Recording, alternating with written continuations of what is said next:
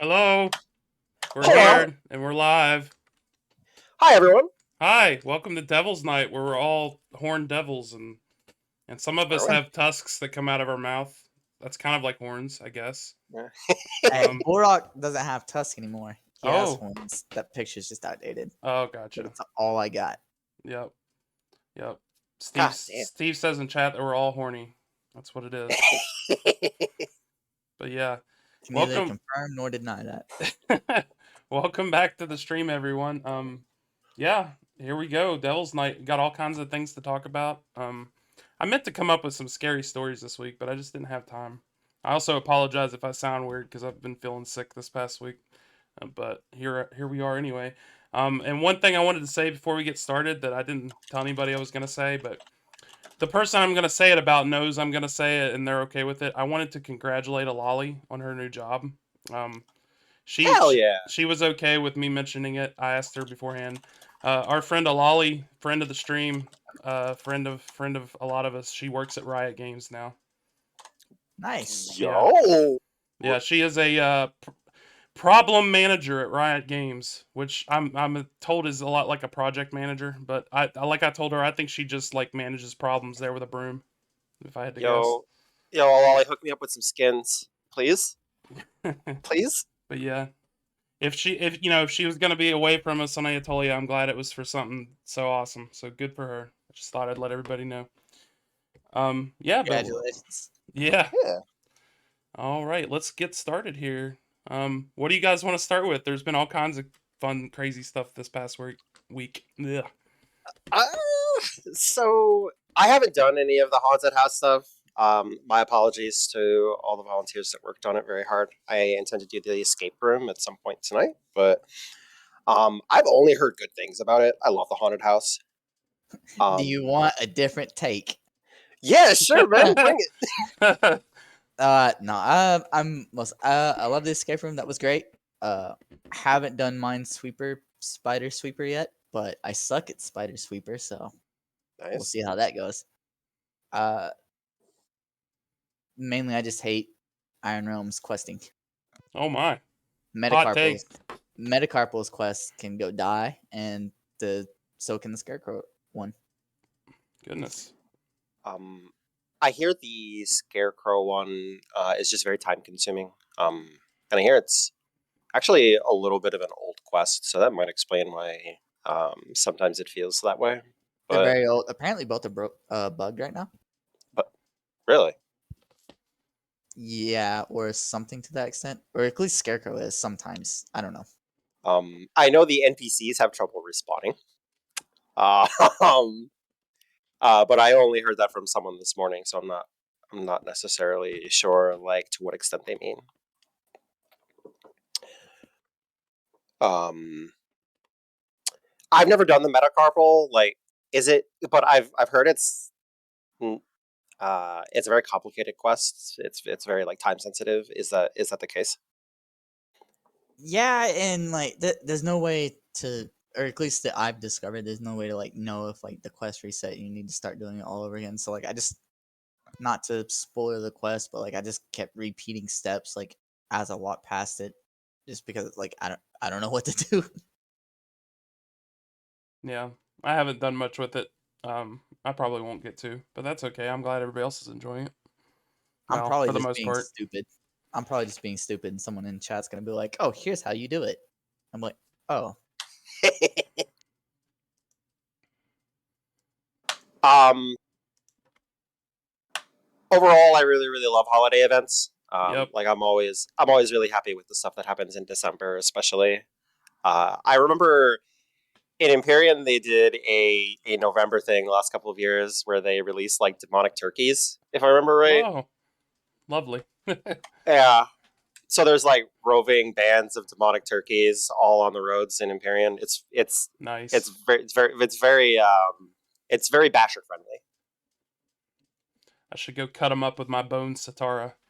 yeah." Let's say, didn't Atolia had something at least 1 year with turkeys, or I don't know. I can't remember anything with turkeys. there was just like the hobgobblers. There Oh, we, okay. There we go. which is just a turkey. Gobble gobble. So one of the main events that I really wanted to be present for this weekend to talk about was the battlefields. We had our first battlefield yesterday. Yep. Let's get into it. You guys can go first. So I know that everyone over on the Sentinel side had a really good time. It was very fun to go in there. We actually kind of expected to get our butts kicked, just based on like the amount of like very like good muscle you guys had last night. But we were really pleased with ourselves to have made it so close, and there was like a lot of interesting like lead up to it. I know we had someone from the guild going in and scouting Eelhaven every day and like reporting back to us. There was like a little bit of a wrap up at the end with the Mathis, which was really cool. It was in general like everything I was hoping the battlefield system would be, and it was surprisingly bug free. Yeah, no, pretty much everyone over on the Carnifex side had fun with it. If someone didn't have fun with it, I don't know that person. But yeah, really, it ended in like I didn't feel like I said it in the official Discord last night. Like, it's very rare that someone does not uh intently break a system in the worst type of way on its first run. Right. And so like because as Valerie pointed out, like you guys probably could have like got one kill and then bounced out and not come back in, and like So or not one kill, but like whenever you guys had the lead, you could have just not came back in and held it or something. So like it was good that that didn't happen from either side. when I went over the log for it, I checked the score after the first like scuffle because we went like pretty well on that one, and it looks like it wasn't keeping track of points at the beginning. So it seems like someone like live fixed it while we were actually in the process of using the battlefield. Yeah. I had suggested like making it possible to designate like where someone can zone into the battlefield. I'm not sure if I that's noticed something that they're too going to go last with. night because like at the end there, like I was just sitting like in the same room everyone was already fighting in, and I entered battlefield, and like the moment the channel was over, I just turned my offense on and went, and I was like, kind of feels like there should be like an entry point for both sides or however many sides are fighting, instead of just like being able to enter anywhere into the mirrored zone. Yeah, when we would regroup, I would have them regroup in a room that I didn't see anybody in, usually like Hewald's room. Um, and that's like where we would go from. Because like the way it works is you can zone in from literally anywhere in the area. We could have zoned in Ilhaven Forest and then walked up to the temple if we wanted. Yeah, and yeah, like I was just watching you guys fight, and then as soon as you guys killed whoever it was before I came in, like as soon as they died, I just pressed enter battlefield, and then like boom, in the action. So I think a little bit of grouping will, like, make it better, because like it kind of goes more towards like what I think group combat should be. Like you have to make individual decisions. Like you can't just be like following people outside the battlefield, because then like one person could just lead everyone around like as the fight moved, waiting to get in. Yeah, path tracking was a little wonky. Someone mentioned that in chat. I noticed that as well. I also 100% agree with you. It feels like the battlefield system answers absolutely all of the concerns we've had about like piling tons and tons and tons of people into one room and like expecting that to be enjoyable conflict. Right. You mean it's not? And not maybe hot take, but not by my standards. No. Yeah. I don't think that that's very fun for either person, like either group. Like having too many Also, people. and also like MJ just pointed out in chat, like I knew your apps coming in. Like I didn't have to like guess or diagnose you or anything like that, because like I was just standing in room like watching our calls in live time, and then like watching our attacks hit you. So like yeah, I went in and like knew what afflictions you had, so I knew how to, or my system Yeah. just adjusted the route based off that. Yeah, we were actually talking about that in web, like to the lead up to the battlefield. We were wondering if we could use something like that to our advantage, because we weren't sure if you guys would have like any information at all when you zoned in. So it was part of our consideration that like if we just managed to get the first kill, like maybe we could snowball and get a couple more, because like people would just be trickling in and they wouldn't have like a complete picture of like what the target was and what afflictions they had and everything. But kind of giving you that opportunity for perfect information before you zone in really changed our outlook on it, like real time. Yeah. Yeah, it's definitely a weird thing. Which also something I'm surprised didn't happen was like, uh, I wasn't surprised because of the players there or anything like that. I was just surprised because it's a toy and someone always does something shitty. I'm surprised there was no PK going on to like bar people entry into the battlefield, like outside of the battlefield. like how twins work usually. Whew. Yeah. I actually mentioned that to Ictinus like 10 minutes before the battlefield started. And he came back to me and said, yeah, no, you can zone in anywhere. So as long as you can get into the area, you're fine. Yeah. I mean, I can see how that would be a pro and a con, because like Aramia said in chat, basically each side needs a staging area, but I don't know, do they? Like Um, I think it would. I think it would be a cool term to add. I don't think. I don't think every single battlefield needs a staging area, but I think the opportunity to designate one for each faction would do a lot, at least for like storytelling purposes.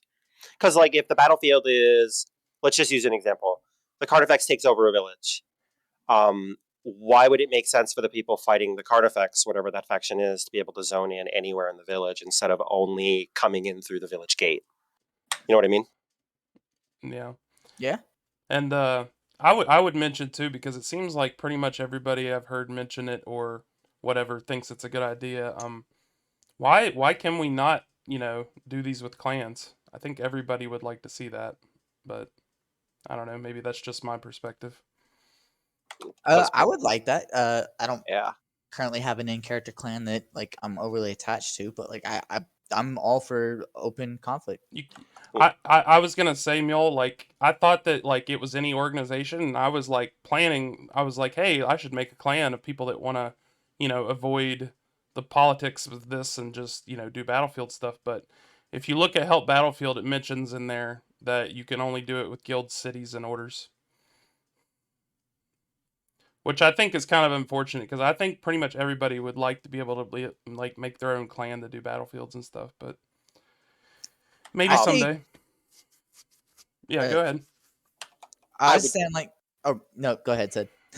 I would use like clans being able to participate in battlefields to do that idea I talked about a long time ago, where we get kind of like a head start on mirror balance by doing like tether agnostic 2v2s and 4v4s.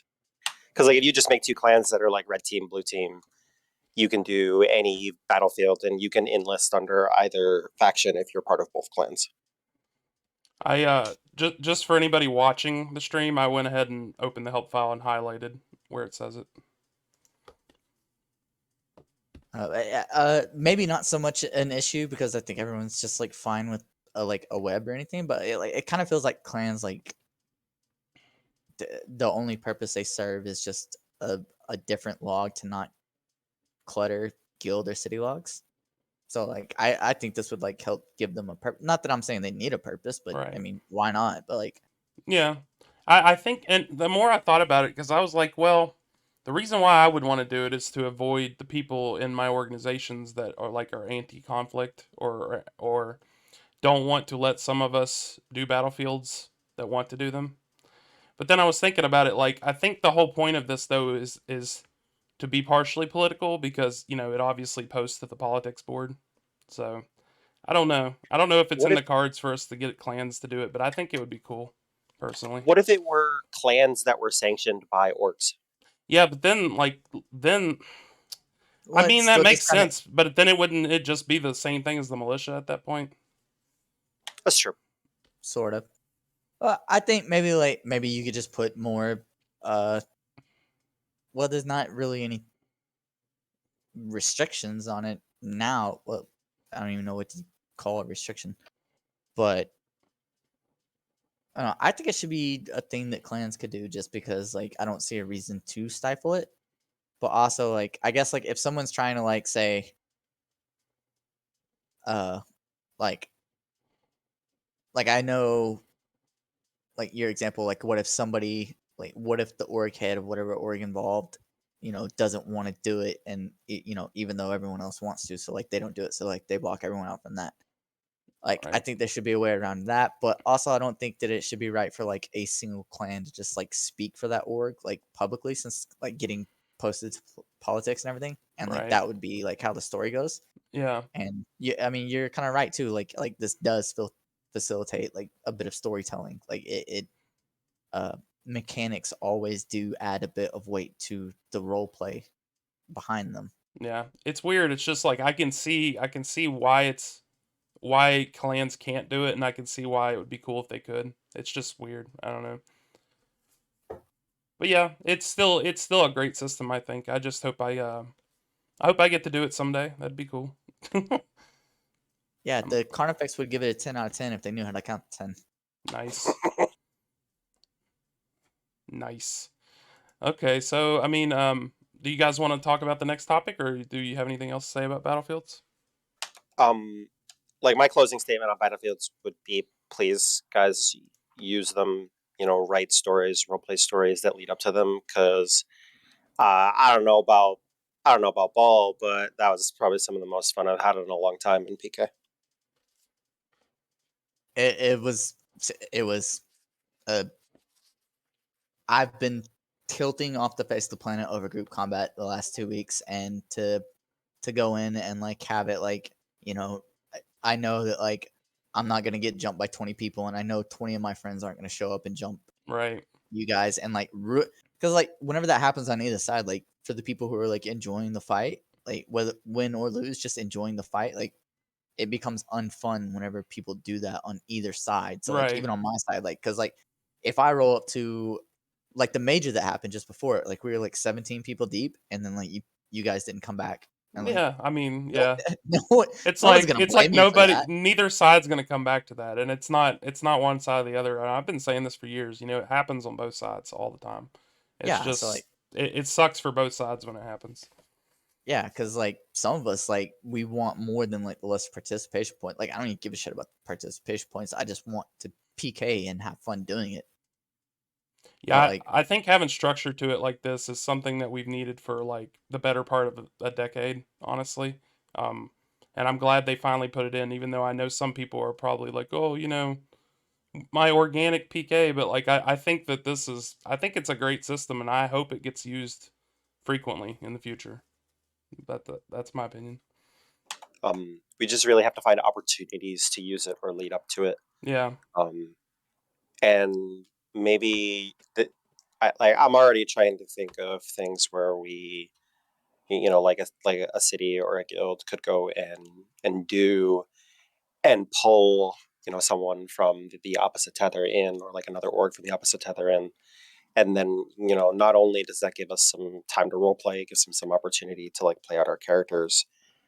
It ends with super awesome PK. Yep.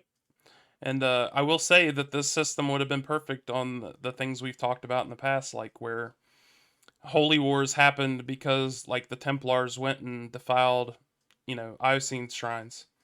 Like had we I had am that, we could have done this. Like this would have been perfect to have for that, and I'm glad we have it now. So I look forward to what the admin could do with this system if they were to ever implement it. I know it's yeah, supposed to be like a player steered kind of vehicle, but I could see so many uses for this in events, in areas, and there's limitless uses to the system.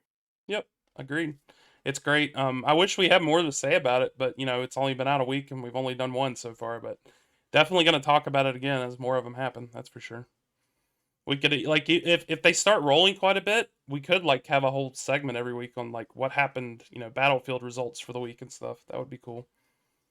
Um, it would be very like not just for the show, like giving them or giving us something to talk about every week, but it would just be very cool, like if they became like a more common thing, yep, like it would just be fun. yep, absolutely. But yeah, we can move on to the next thing I had wrote, which was um We could talk about Earthcaller and a Neuromancer again, both. You know, last week Earthcaller had just came out, so we didn't have much to say about it, but we can talk about it more again now that we've had a week with it. Same thing with the Neuromancer. What's your guys' thoughts on the two new mirrors now that we're like a week or two in? Whew, this is a spicy question. We don't have to talk Um, about the event. You I've know, that's already already been talked about on the forums and stuff, but we can talk about the classes themselves. I've already figured out the secret to Earthcaller PK, and there's a link to everyone in the Discord, Oh yeah, and that's how you do it. I thought you were about to rickroll everyone. I swear. That's sort of a rickroll, yeah. Okay.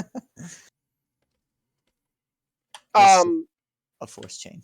uh, Mule just said it. Yes, I absolutely agree. Earthcaller's theme is really, really, really good.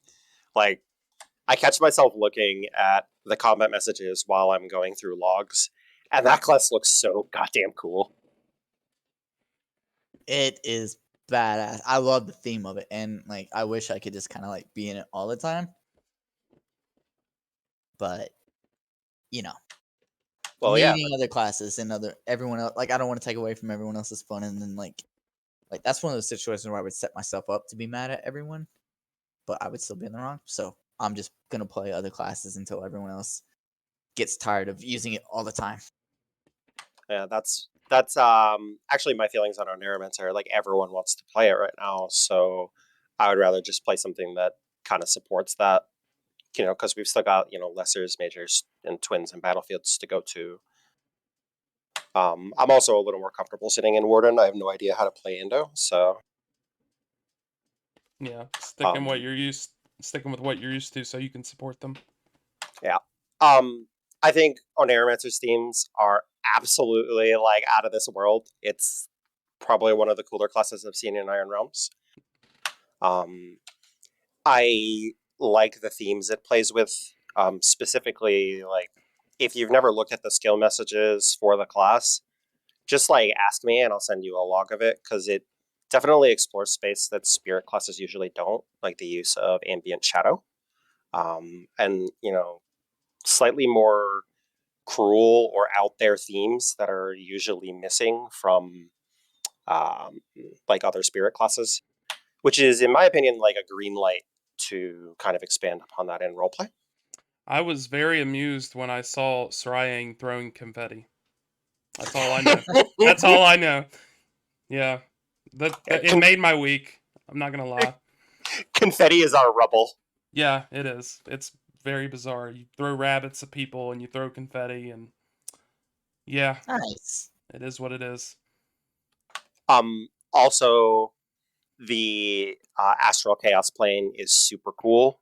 Do yourself a favor though, if you have sensitive eyes, don't go there with without like a light being on in your room because Have you it's seen just some of these people's config colors? Okay, they are fine.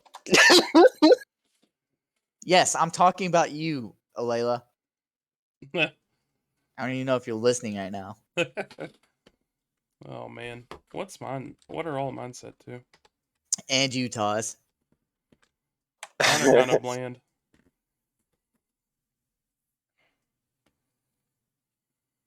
yours look like they won't like burn your retina though. That's the thing. I've changed some of them obviously, but like I don't go too crazy with things. I figure with my config colors, like I want each thing that I have configured to be different from the other, so I don't change all of them.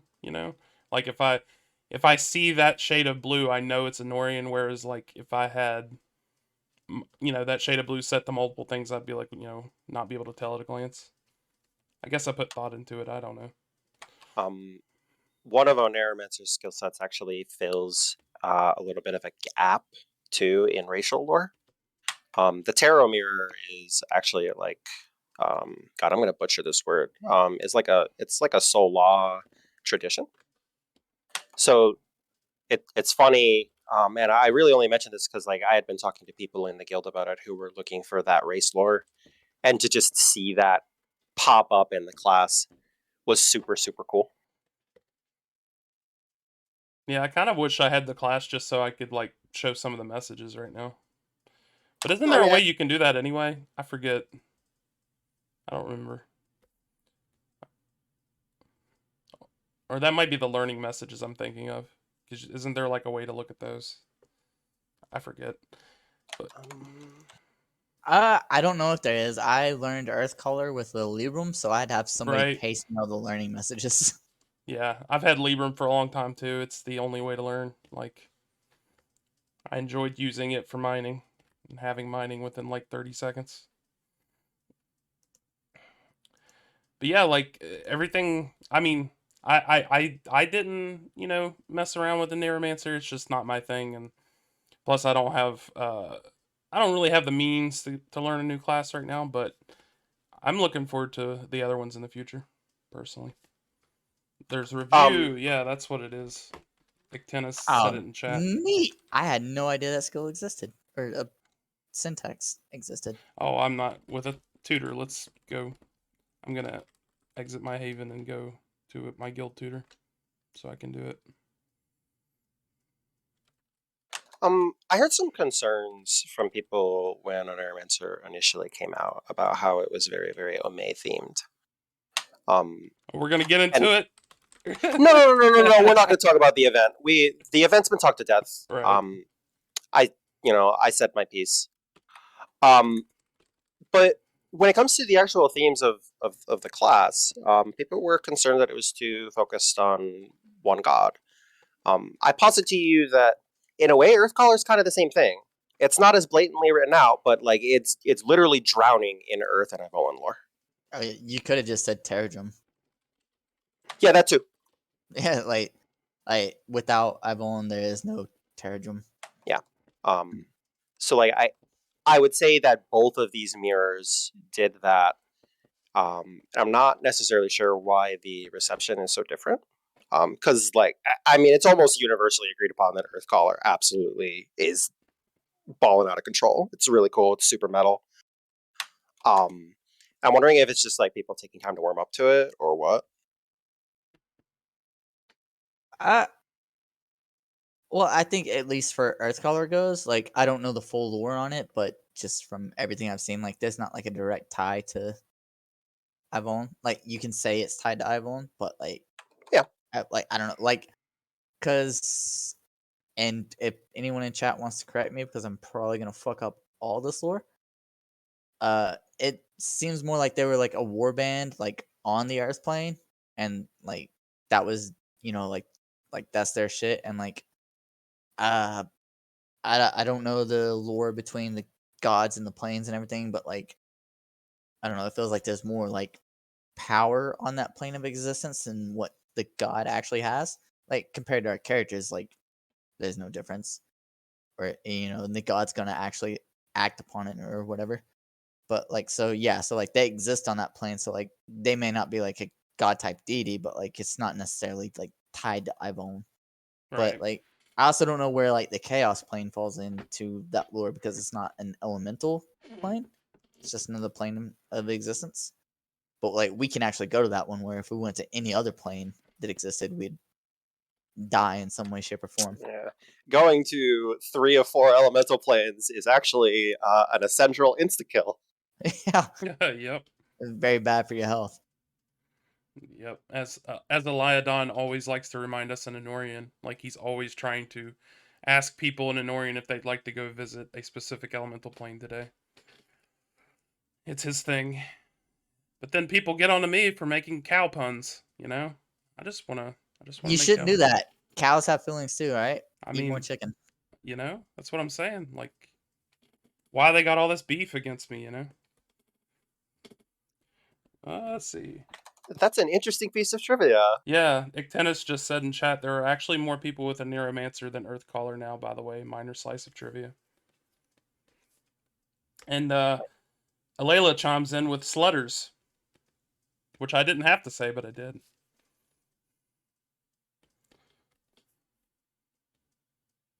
We're reading Is chat Like that here. actively or like in total, like more people own the class. why do I have a feeling that's Jin? Who? Oh, Ognine? Yeah. Yeah, that's Jen. that explains the sect challenge. But I haven't sected in like 8 months. Wow. Poor Jin was enemy to the astral plane on an Aeromancer release. Yeah. Huh. In total. Okay. That's interesting to know. That's very interesting to know. Look, I get it. Like, Indrani is a really cool class, but like, don't you guys think you're being a little extra?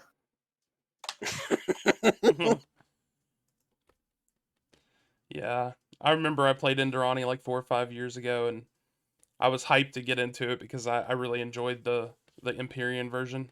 But it was just so different from the Empyrean version that I was like lost, and I just kind of ended up switching back to Praenomen at the time, Well, essentially. when you Hands played down. Go ahead. when you played the Empyrean version, it had occultism too instead of necromancy. And Yeah. and like occultism is its own like brand of like bag of dirty tricks. So It sure was. True name was a hell of a skill. That's all I have to say about that. I've never seen anything like that skill before or since, and it was amazing. I've never seen it in Imperium, but I saw it in I saw it in Ikea, and I was not happy with I it. bet. Whenever some dude from Ashen was just instantly nuking me, and I was like, Yep. "This is unfair." I why hate am this I game. why am I and where'd all my health go? Yeah. Why is he doing this to me multiple I didn't times even when he's care never about all killed that. me? I won +3 con off the wheel on a free spin, so I was like, hell yeah, instant whale status. And this dude's like, that +3 con don't mean shit, buddy. Just annihilated the hell out of me. Yeah, the fun thing to do with True Name on Empyrean was like I would make sure that like if somebody I was gonna go kill or had interest in fighting at some point, if I saw them die to an NPC, I would go to their corpse and take their true name without them knowing, and then just run away. Yeah, we had someone who would in team fights he would load his list of true names, and he would just go down the list like machine gunning true Yep. names until each of those people died. That It was so good. because not only did True Name nuke you and it did hit hard, but also you could like just do the typical thing where you stack 3 meteors in the air and then True Name them as they all fall. It was pretty brutal. And of course, with the Soul Master at the time on there, you could order people to sit mana even if they were at full mana, so that they were off balance on elixirs and stuff. So Ordering people to dig, handing them a shovel and telling them to bury something. yeah, Yeah. MJ, I'm gonna rat her out. I'm gonna rat her out. MJ said dig was a force trap, and I said somebody could just give you a shovel and do it anyways. For the racials. but yeah, there's all kinds of like fun, crazy things you can do with any of the Indorani style classes on any of the games. It's a really cool class. Always has been on all the games. Yeah. I think thematically, like not even like balancing factor, like Indrani, Sentinel, and Prey have always been my top 3 favorite, and like it's always a tough toss up between Prey and Indrani. Mainly just because like I've played Prey since the day I started playing Atolia.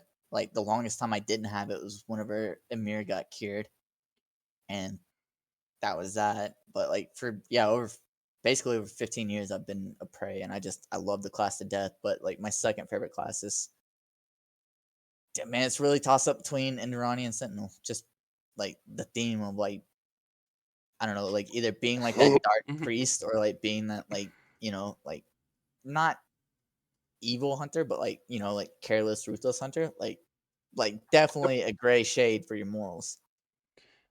Go ahead. I was gonna I'm mention what Jen said, which is hilarious. I'm hoping that the next set of mirrors is like Sentinel and Archivist, specifically because I feel like having more eyes on both classes would be a really good thing for the game. Yeah, I think it was wild to me because they made that thread where they wanted everybody's opinion on what they'd like to see next, and it feels like there's like almost everyone seems to have different opinions, which I find fascinating. Like I figured there'd be 1 or 2 classes that everyone wanted next, but seems like there's a good variance in what people want with the next mirrors. But I was gonna say, Jin mentioned that he never played Ikea, but don't they have something with voodoo dolls? In Ikea, in Ikea, jesters had puppets, but also the shaman class on Ikea has voodoo dolls. And on Empyrean, they had a class that had the voodoo dolls as well. And let me tell you, it's one of the most obnoxious, or it used to be one of the most obnoxious, overpowered things you've ever seen in any of these games. Because if you had good curing as someone that could do voodoo dolls and they couldn't stop you from fashioning, you just had like inevitability that they couldn't stop. Yep. The way I used to describe it is you were making a down payment on winning a fight in terms of time. Like you would walk in, Yeah. you would fashion the doll, and then you would like walk away and you would come back like 15 minutes to an hour to 2 hours later, finish fashioning, Yep. and then you would win. So like you really like you could split a duel into like 3 or 4 different ganks where you just like ride away or whatever after getting a couple fashions. Yep. You could just travel to them anywhere in the game if you had their doll. You know, you could. Some through monolith, Yep. dude. It was wild stuff. It was crazy how powerful that skill set was. Like you could probably Complete. just have Vodun and like not even have 2 other skill sets and still like just kill people with that back in the day. I did. Yeah. Strong stuff. But yeah, we can go on to the next thing. I figure you guys would want to talk because everybody hates sanctions and they've been removed. We could talk about that. I don't hate sanctions. I hate the way they were implemented before this morning Right. I or feel like yesterday, whenever. I feel like this conversation is going to be just as short as all the conversations about how much we hate sanctions because it's like hallelujah, they're gone. Right. Yeah, like they suck. They're gone. Praise Jesus. Let's go. Yep. Conversation over. Good talk. Sanctions are gone. Well, but to what we could expand on is kind of like grab ideas from like the viewers on like and talk about like what would be cool sanction ideas. But before we say yes or no or get into that, I need to go use the bathroom real fast. So I'm gonna step away real fast. Okay. All right, so this is the part where we discuss all the Classly changes while he's gone. Right. Particularly the ones that he didn't like.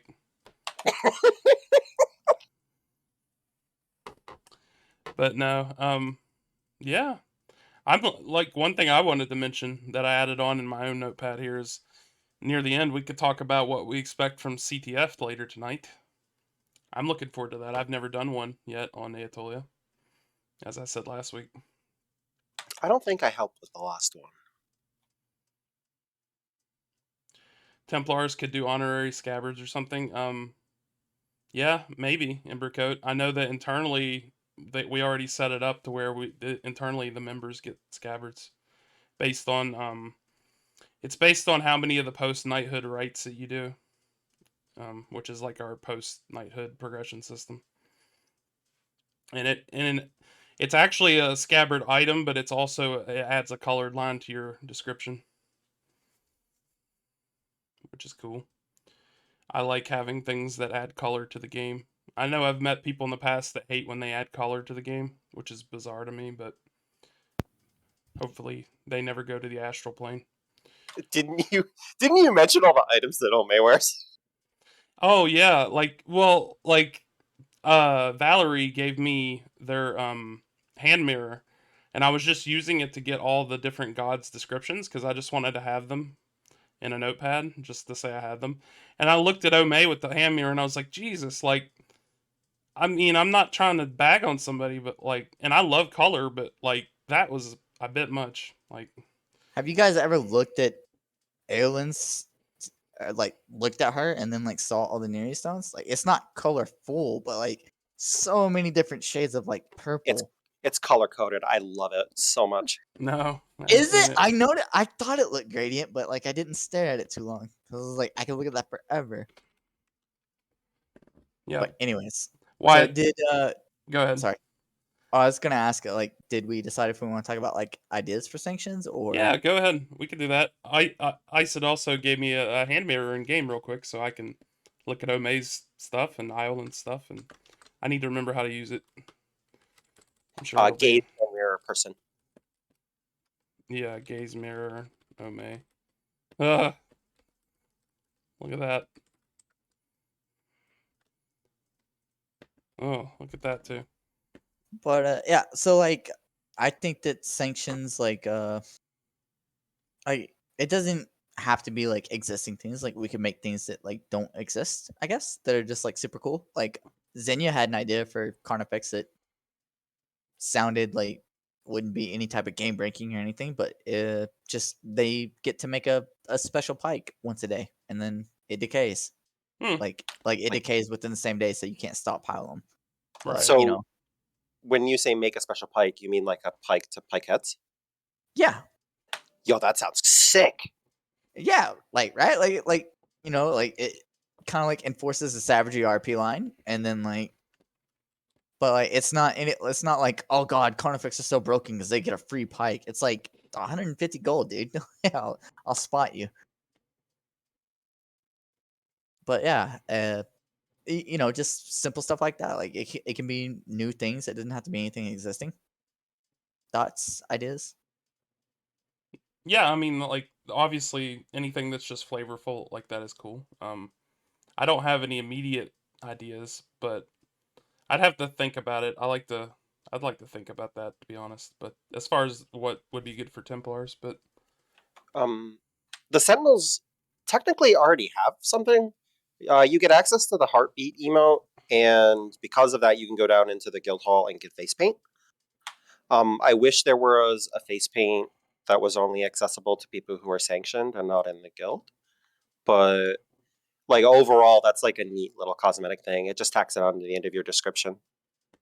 If you were to like look at my description, Eric's, you would see one of the options that Sentinels get for that. there you go. It is the crimson and black part. Yeah. That's very similar to what Kalina set up for the Templars with our scabbard, which is right here.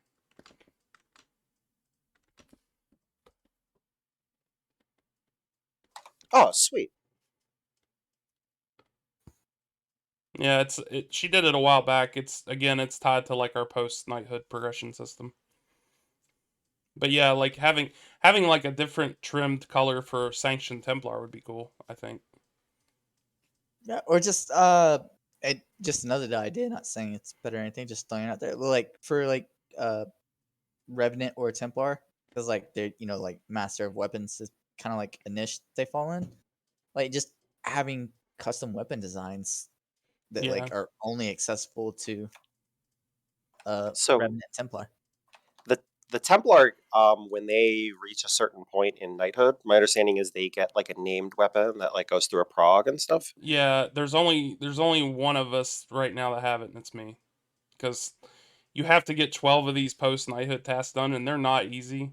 Um, Kalina has done it too, but she has not submitted her design yet. But I think it would be cool because we've actually talked about that a little bit internally, like maybe making that more of a thing. Because like Rosani used to say, like Rosani said that used to be like a common thing for people that just got knighted back in the day, and I wouldn't be opposed, even though like I'm the only person that has the reward right now. I wouldn't be opposed to like letting people that get knighted have named weapons and stuff. Like I think it makes sense for more people to be able to do it, but a different idea would have to be set forth for people that complete all 12. But yeah, that's how I have the Shadow Slayer weapon that I use sometimes at Lessers. I can even show the prog on stream here.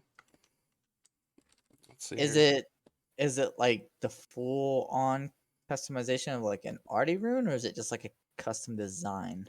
I submitted my own design for it. It's very similar to a rune of transformation, but like you're allowed more. My understanding is you're allowed to do more with it because it's so hard to get.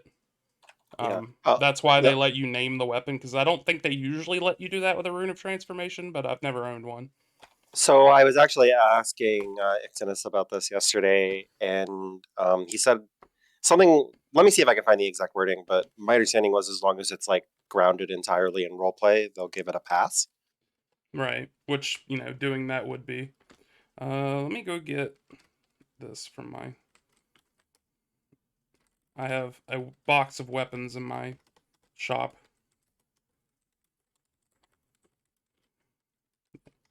Come on now. I could type it correctly. There. All right.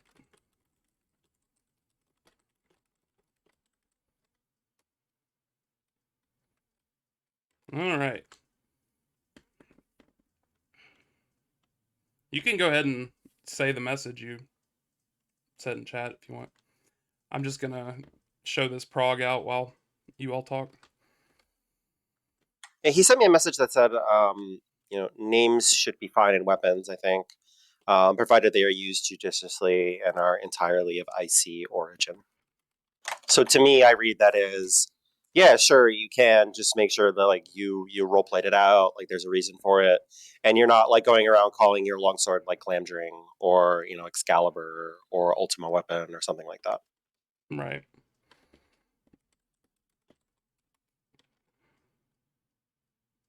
Uh, I had to give that one more thought. I'm a tad bit biased because I've had flavor weapons given to me by gods before, and like that made that unit like. I'm not saying like it's a bad thing that it comes from the guild, but like like first time hearing about it, like got to give it more thought because my immediate answer is "fuck you guys." That hurts my feelings. Which that's a joke, just to be clear. But yeah, well, not necessarily named weapons, but like custom weapons, and also I think it kind of takes away from my rune that I still haven't used. Sorry, I'm quiet. I'm just kind of focusing on showing the prog real quick. There we go. That's cool. My stream is behind whatever ISID is watching, so like I'm watching it like 30 seconds behind.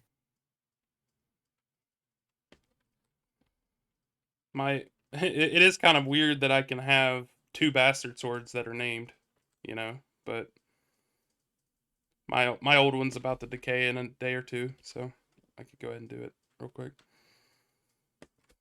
But you can kind of see from the prog there, like that was kind of like it shows you like what your weapon will look like and stuff, and it even shows appearance and examined and all that. But anyway, I kind of agree with destroyed here. Like, wait, is that Strain, by the way? Yeah, it is yes, right. it is. Okay, I kind of really agree with Strain here. Like, I'm not trying to take away from Templar because like if you gotta do like if it's as grueling as you make it out to be, then like that's fine. But like, uh,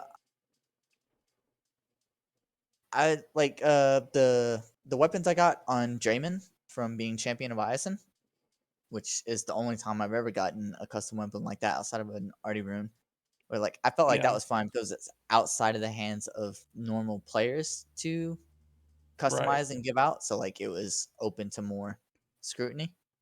The first time I saw it on this character, like a named weapon like that, was the one that Benedicto had, the giant anchor that he was given by Slife, I think. Ah, yeah, Keelhaul. Yeah, See, I thought, yeah, that was given to him by Scythe. I believe so. I think because it was also colored. It was colored like blue, I think, like the Yeah, Oh, that's the way Jamin's weapons were. Like each one, like uh, Jamin's probably had a little bit more flavor than what they should have, but each weapon was like I had a weapon for every class that I wanted to. Like it did require me to PK and kill people to be able to get to that custom weapon. But I had a weapon for each class basically. Like I couldn't customize them myself; it was already written by the god. Benedicto used to have, I think it was either like a trident or something. he had a glaive, I believe it was. No, I know Yeah, what you're talking about. Trident too. Yes, he did. But yeah. I remember he had a glaive in recent times too that he used to mess around with. Um, but I talked to him a few months back on Discord, and I think because I think he was thinking about like his named weapon, like if he was to finish the 12 rights, and he had like a new name for it that sounded really cool. Either that or he like changed his current named weapon to something new. But I hope we see him again sometime soon. I think he really would have liked Battlefields too. Speaking of that sort Yeah. of thing. It's one of my Facebook posts the other day. That's the first time I've seen anything from him in a minute. But yeah. All right, let's see here. So, we talked about removal of sanctions briefly because there's not much to say about that, but Do you guys want to move on to the recent class lead decisions that I know you could both talk about for about 4 hours? We I- could, but like someone's gonna have to tell me what they are because like what Isid was saying before chat, like great. Yeah, I mean, like I was mostly talking about the ones from this morning because I know everybody was excited about the hounds thing, right? whew. But there was also other ones posted this week too. Let me see if I can pull them up. Yeah, I can do that too.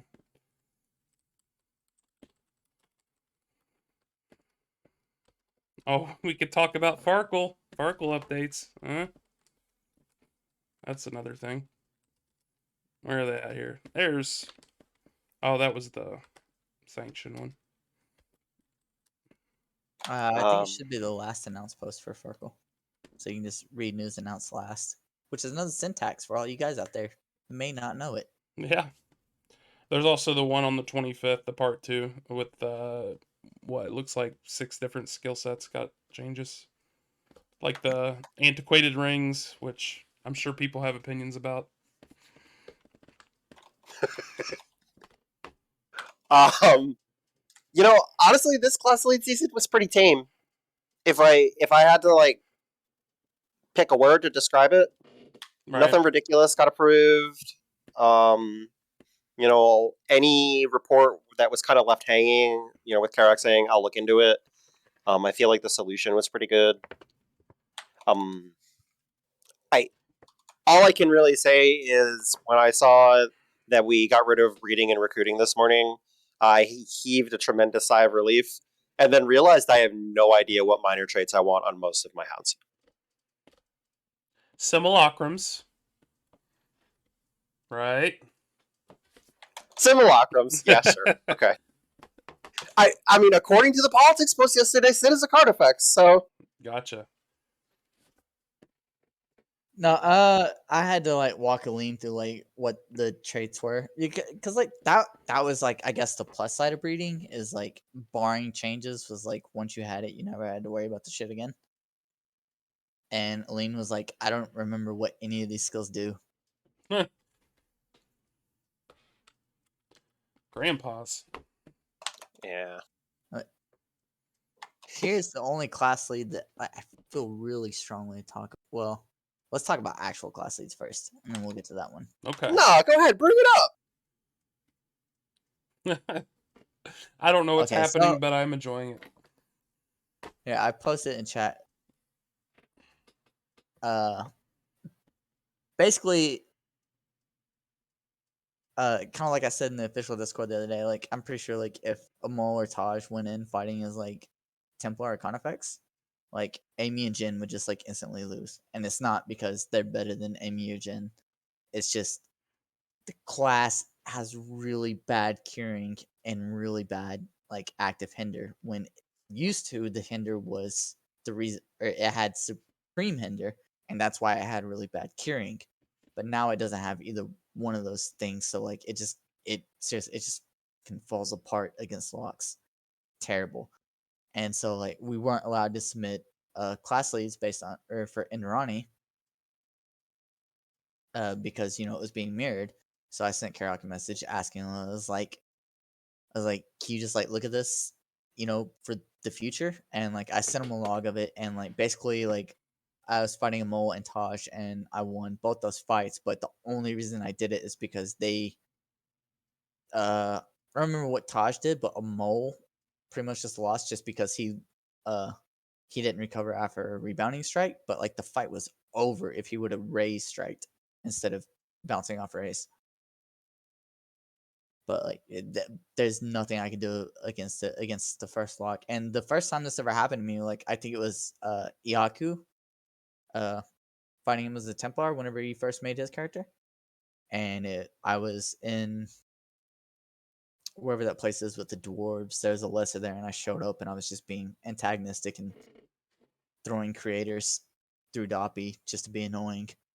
And Iaku came up and challenged me to a duel for my bounty. It was Tanhelm. But I lost the first fight because I got locked in full or I got locked before like my logic before my logic for any other class would fire to use the curing. And so full went off late and it hit Paresis, and like that was it. Like it hit Paresis, everything else had been blown, and like there was nothing I could do about it. Like the fight went 10 seconds. It was just really nothing. It felt hopeless. And so like I kind of touched on it last time I was on the stream, and like yeah, I just kind of hope the full tarot will get looked at, and I'm really glad that Karak said that he's open to looking at it like in the future. That was one of the things that actually was like a cause for concern this time. Always kind of like cordoning off the mirror classes in the class lead season right before they get released. I feel like maybe we should revisit that policy and just say like 99% of reports are going to get rejected. Specifically because I feel like that report that you're referencing, or that potential report, actually kind of falls into that 1% of like acceptability. Like I would have totally given that a pass in terms of like submitting it.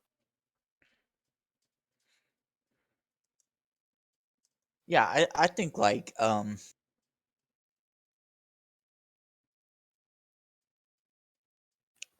yeah, maybe Kara could just show a little more scrutiny with it, but like you should still be able to allow to support stuff. Like if it's an obvious buff or like a big change or something, then like that's auto out. But I feel like the information I presented on full was pretty comprehensive on why it was terrible. Oh, that's an interesting tidbit that I pointed out.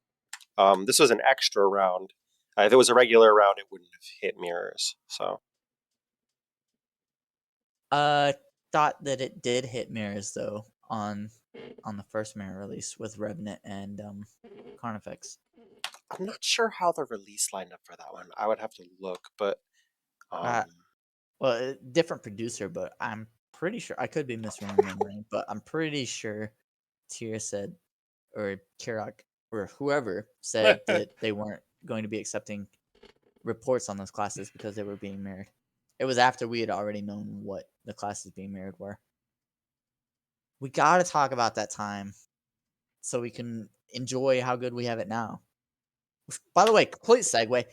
Thank you guys for the outstanding work you have done. Like Atolia has been exhausting to play, not because it's exhausting, but just there's so much shit to do. Yeah, Like, for sure. yeah, holy shit. we were actually just talking about that before the show started. We were talking about how refreshing it is.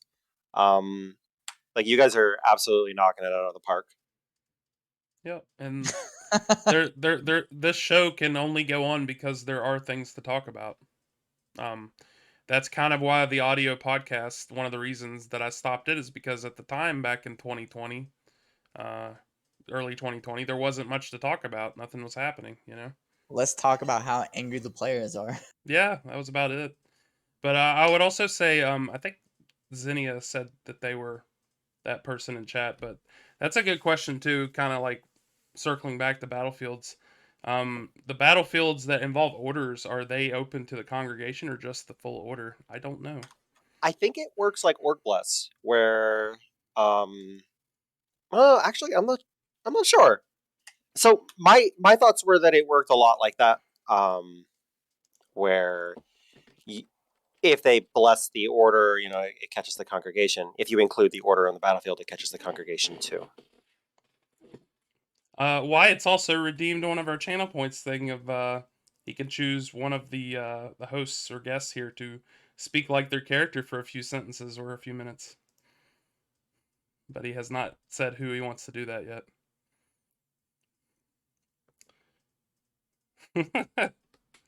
Oh, come on. You don't want to give it a shot. Plus he hasn't said who yet, so. He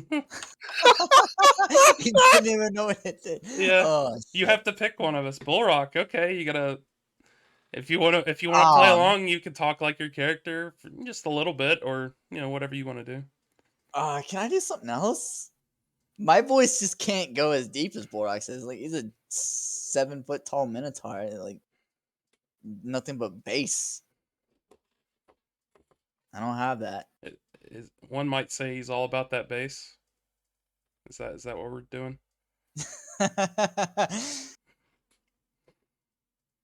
Talk about Chakra Soul. Okay. What do you want me to say? Tim Ford. Yeah, I will all day. Like, can we postpone the capture the flag event? Because we're gonna be here in a minute. Oh God. How long Actually, away is it? I don't even remember. Let's see here. That's actually 3 a hours really from now. Okay. can you just say Oh my god! I tapped back over to Etolia to check the time, and Warren, you Can- asshole. can you just say you can't milk those in like the lowest voice you can? uh, I mean, I can, but shit, you can't milk those. oh man. Somebody clip it. Y'all clip that. I swear to God, griefing you out of the game. Oh man. Chakra Soul's main milkman. Bull Rock. You love to see it. On the topic of battlefields and orders, I'm really excited to see where that could go with the two chaos gods on their respective tethers. That's actually something I'm thinking about. Like I've been thinking about it since the moment Battlefields came out. And also, Ictennis said something before all this started. He said, if we were several months away from release, I don't think we'd necessarily block the classes from class leads, but in this instance, with it being just a few weeks away, we were very conscious of creating extra work when we were already racing towards a release date. Just wanted to throw that out there. Orders and guilds can finally fight, maybe. Yeah. That's what I was saying earlier. Like, this system would have been perfect for when we had the Templars versus Iocene, a couple years ago. I don't even know if that's how you pronounce that god's name, but that's how I pronounce it. Just call it the Malevolent. Like, that's how you're supposed to Eh. talk about gods. I don't think Borok's ever said an actual god's name. Like, if they got a title, that's how he talks about them. We should have an episode here, like, or like a segment where we just go through the whole pantheon in the game and we all pronounce it the way we pronounce it.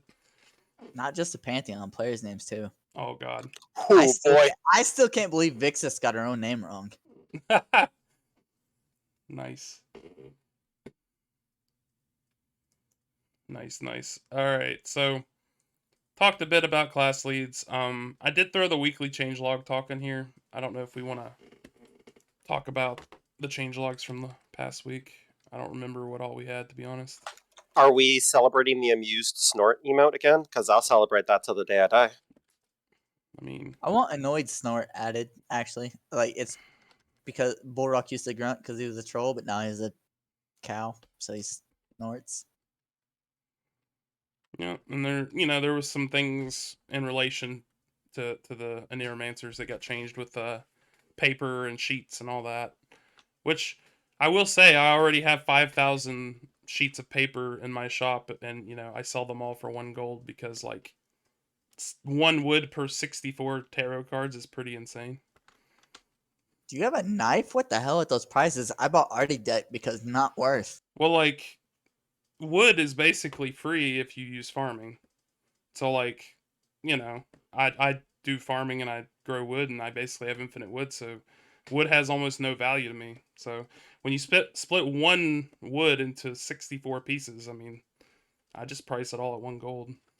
At the advice of an Indorani a billion times smarter than me, I also picked up the Artie deck. What does the artifact deck do when you can just like, can't you just cache all your tarot cards or sheets or whatever? Yeah. It really just means you never have Cash your to. stuff. Yeah, like you don't Yeah. even need it.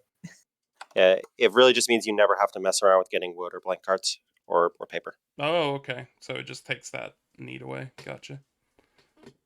But yeah, there were some change logs this week. The helped restricted skills now exist, which is useful because I believe the Battlefield's help file quotes it. Huff is now a usable premote, which I'm glad I'm sure everybody's What was glad that? on it. What's the helper? I didn't even read that. What was help restricted? It's like the skills that you can't use in like battlefield areas. Like whenever I think there's a battlefield toggle to like turn off Insect. restricted skills. Oh, that's why Ickty ignored me whenever I said make a paranoia effect. There Because I it can't is. even use bait.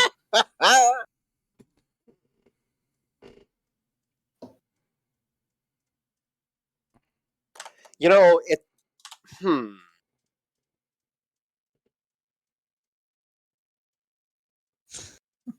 Next time we do battlefields,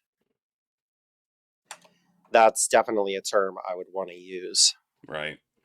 And the health file notes that there's already locations with the restricted skills effect, which is arenas, insect and challenger arena, hunting grounds, twin foci. Um, Although I will say twin foci wasn't quite true as far as phase went, as we talked about. But I'm happy to report that after like a month of having the bug submitted, it got fixed recently and resolved, and I got a message about it. Man, I'm happy to who report that all my bugs keep getting fixed super fast, Yeah, except for the one I want. Raz, you know which one who it is. who's the guy who hates fun that said we can't use purgatory? I mean, also that's another thing. I'm Hates? I'm glad you mentioned purgatory because I was trying to remember where I saw a typo that I could help edit recently, and looking at restricted skills, I see it right there. Look at purgatory in the skill list on restricted skills. It is typoed. I I saw that about a week ago or whenever this was put in, and I just forgot what I'd seen that was typoed. And yes, you heard me right. Hates fun. I firmly believe purgatory is fun. Hates fun or No, loves fun? Like purgatory is not fun. I love purgatory, but I'm pretty sure other people. Yeah, everyone hated Jen for purgatory. No, They Jen. still hate you for purgatory. No, Jen. Use it every lesser, Oh please. no, Man, Please. I can't wait till Taz has access to purgatory. Jesus! I'm gonna hate when everyone has purgatory. Purgatory sucks. Purga sucks. How about that? Doesn't make any sense. I'm gonna need you to Makes file a sense. complaint. I don't like making sense. I like being unpredictable. Purgatory people from Can you inside do of that? pit. That would be I awesome. wonder. I wonder actually. I wonder if they should make it to where Oh, the now purgatory area and the pit area both need to be restricted skills areas too, huh? what if you pitted someone and then you Oneiromancer pitted them and then you purgatoried? Right. How does that resolve? Like, I don't know. What it we're what gonna need an official MTG judge to figure this shit out. yeah. I wonder if you could just keep like could if you had enough people could you like be inside a pit and then purgatory like you said, but while you're then inside of purgatory you pit again and then purgatory again and then pit again. Like it's just a Russian doll of class mechanics. right? I wonder if that works or how that works. That'd be interesting to see. Ickty isn't gonna respond to this because he's busy checking the code right now to I make sure know. we aren't gonna crash. He's like, "Oh god, what have they done?" I'm pretty sure he told us that payment for fixing Maw was to get into a pit war. That's So we true. should get Yeah, on that. That's true. I want to. Let's do it. Oh man. You'll be at Raz's house. So have you guys done the Terry event yet? The Terrysons? Yes, I have. I have not. Not yet, but I'm hoping to soon. What do you think about it? I just want to ask, Ikti, did you have the Solani sit down and come up with 60 individual names for the Sons of Terry? He went to a name generator. Come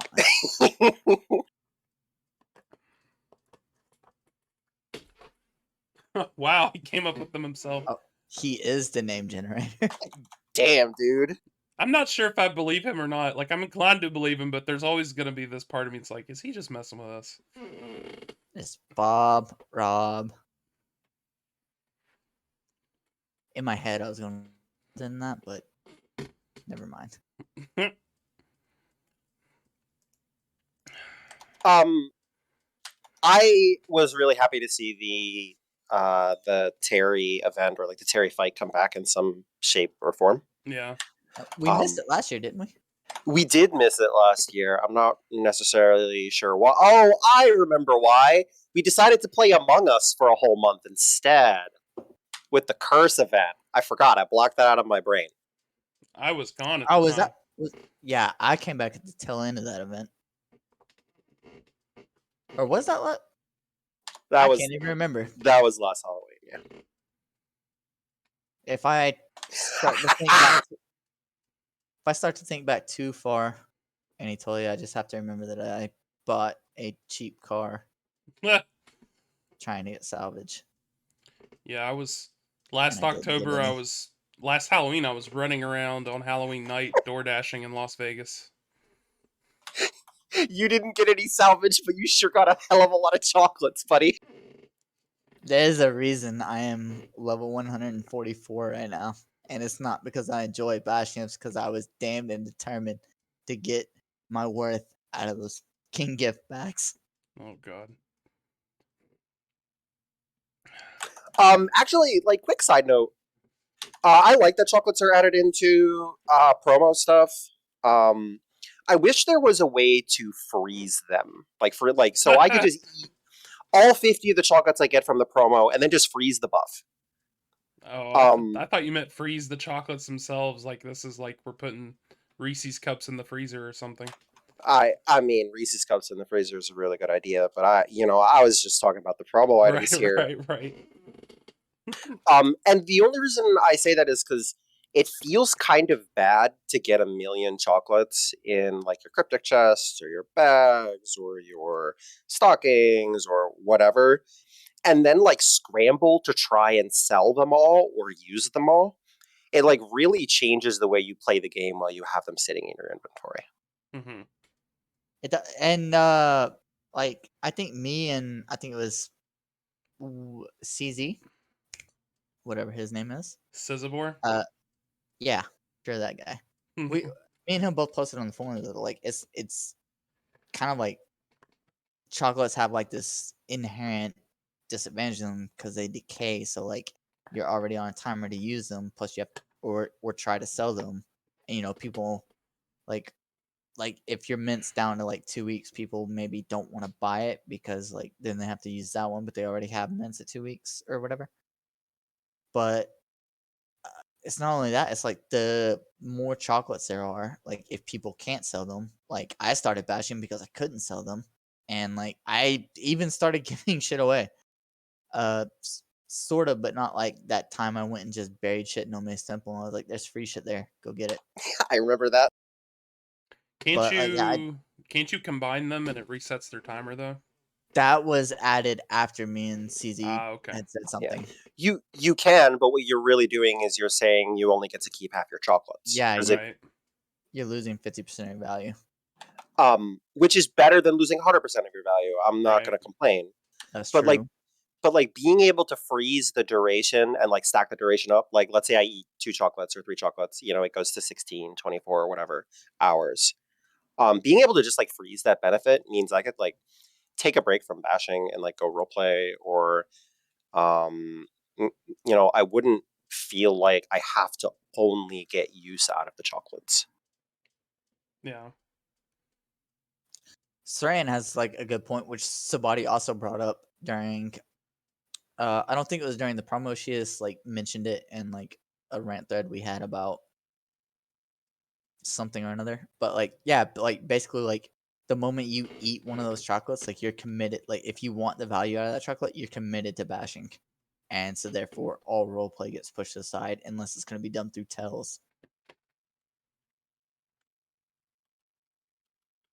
As I said in the chat, like I agree. Yes, there's like an artifact for it or like a relic for it, but that relic or that artifact is not widely available. If the mesh bag were more widely available, I would accept that as a solution. I'd be a little bitter about it because I don't really believe in having to spend more money to protect my investment. But like, I mean, it would be better than nothing, I guess. Yeah, it That also too, yeah. if I looked at it in game just now on the stream. It also only holds 10 of them, and if you're somebody that has a ton of them, that's not a great solution either. But again, I guess it's something rather than nothing. Yeah. I think the easiest solution wouldn't necessarily be to bring them back, or to bring the bags back, but to just make chocolates a little cheaper as far as like the milestone system goes. Because like as it stands, like you can get 1 mint a week off your uh Yeah. off That's your how weekly that's how milestones. I get them. I just use silver keystones for them, and I'm very picky about when I buy them and use them. Like I'm very tactical on when I use them. Yeah, Um, because it's still 1 mint a week, so like that's a week's worth of 8 hours of a buff. Well, like as a milestone, like you get a full 24 hours of work. Not necessarily a full 24 hours, but like you can't gain more than that one bronze milestone. But like you're still only getting 8 hours of buff, and it also doesn't feel bad. Like if something comes up and you're like, "Oh, I need to go role play out this scene or something," and like let this chocolate fade off. yeah, I've like I feel bad, and I'm gonna feel worse, admitting it out loud to a bunch of people watching the stream. But like I've blown off all sorts of role play because I have chocolates burning. Because like it, you pretty much either have the choice of wasting some of your investment, um, or explaining to someone, hey, sorry, I can't really do anything with you right now. I can't go to the training room. I can't go role play with you. I can't do this, that, or this other thing because I've got a mint going. I've got a caramel going. I've got whatever going. That was a huge strain on my role play whenever I first started making bull rot because of like during that time like we joke about it, but like I could shit some chocolates and uh anytime Chalk emoted at me, I was like mother Hmm. and like I had to make a decision. Do I want to like simp for mommy or do I want to get my money's worth out of this stuff? And then like there was also like Swara and the guild stuff that I was doing, and I was also like not even direct Chalk Russo role play, but like just being in the order. Like there was, I don't even remember all it was, but like she showed up to Bulldog's wedding, like the NPC that Ome was like possessing, like I guess was her shell or something. Like I couldn't even like focus on that, even though like that was part of like what I was supposed to be doing because I had chocolates burning the whole time, and it was because I had spent money on the game. Is like I felt like I was being punished for supporting the game. Right. Yeah. And maybe they can think about changing that. I know it was kind of a joke in chat. I think Taz said it about drink milkshake, but it'd be kind of cool if you could freeze your buffs, like you said, with some kind of like artifact milkshake that you buy. Yeah, I would be totally cool with it being like an artifact button you buy, or like a relic you can buy into or assemble that like freezes your timed buffs but makes them inactive. Because then at the very least, like I can freeze my current mint or my current caramel or whatever and like go do something else. It doesn't it doesn't fix the fact that like I can have a pile of mints in my inventory and like some of them are going to decay by the end of the month. Right. I mean that's sometimes that's an unrealistic situation because like if you batch 16 hours you're going through 2 minutes, but it feels bad to have them decay in your inventory. Basically, is what I'm getting at. Yeah. It's a lot of lost value. This It kind of feels like a bad balance too. Like they're either widely available or they're really hard to get because like during the Yeah, Great Hunt, like I figured like if I'm going to be bashing, I might as well have a mint and everything. And like I was just begging people over web. I was like, "Do you have a mint, please? I will pay you outrageous amounts of credits for it." But like but like during December, whenever the promo hits, like we're gonna be flooded with mints out the ass, and they'll be worth 2 credits a piece. Yeah, when the Great Hunt was happening, I think I had like 40 something silver keystones saved up, and by the end of it, I think I had 20 some. I just used them. I don't think I used caramel the whole time. I used it about halfway through, but I used mint the whole time, and just got them from that. But I don't use my keystones for very much, so I usually have a ton of them saved up. But yeah, I think Could you we've kind of elaborate on that a little further, Jen? Sorry, Jen yeah, yeah. asked the question. What about removing chocolate combined to simply chocolate convert so no one chocolate is worth more than the other? Yeah, I guess I'm not understanding what you're asking. Like, just you don't need two chocolates anymore. You can just convert, like, say you have a strawberry and you want a mint, you can just convert it over to a mint directly.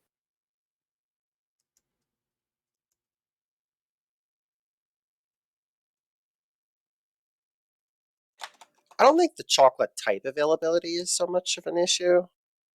I think it's just the pressure to like get the most out of them before they decay, and the pressure to get the most out of them when you actually consume them. I think those are two different problems, and they probably require two different solutions. I'm not even sure if admin sees it as a problem. It might just kind of be baked into the model of like how IRE Yeah. makes money. Um, but there have been times where we have expressed concerns about that, and like things have actually been fixed. So Also, the way he who must not be named explained it to me, and I'm not entirely sure this is accurate because it still didn't make sense at the end of it. Like chocolates were sort of a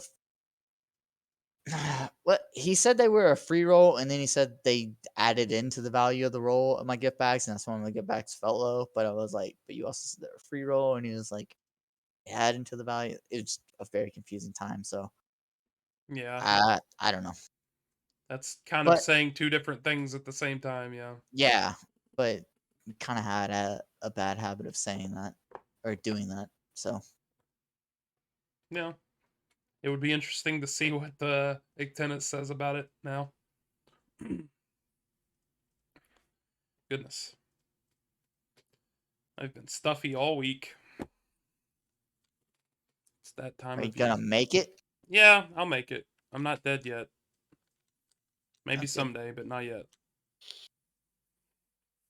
But yeah, I mean, we kind of blew through all these topics essentially. Do you guys have any particular stories from the week that we that affected you that we haven't talked about? um, I've been giving tours of the astral plane for the last like 5-6 days. I feel like it's Groundhog's Day at this point.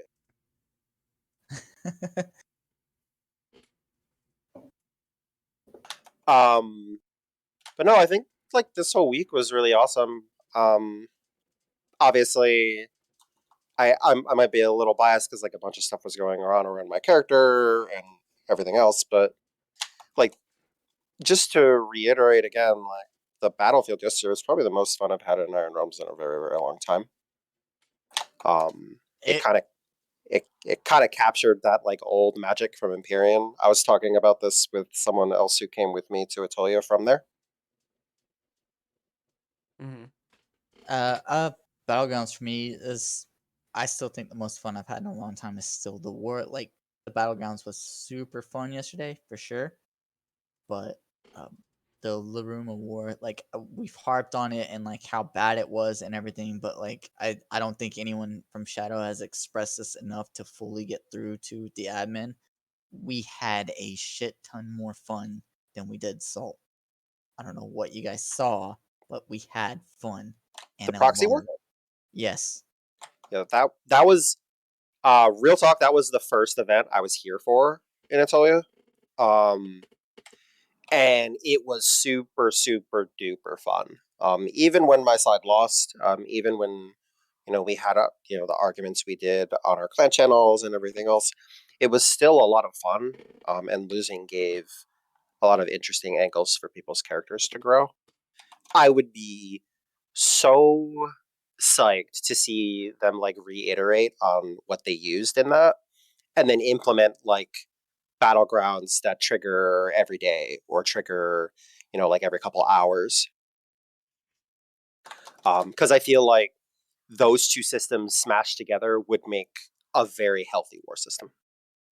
Right. I Yeah. think that's interesting to note too. Is that like to me the battleground system feels like what the war system should have been the whole time, essentially as like a framework anyway. Yeah, definitely as a framework, and sort of like how Infection and or Infection, Atias and I said both said like like I feel like we could start tying this into a lot of other mechanics for storytelling, whether that's war or like like if there's almost sort of like whatever the influence system is from whatever game it is that exists in RE.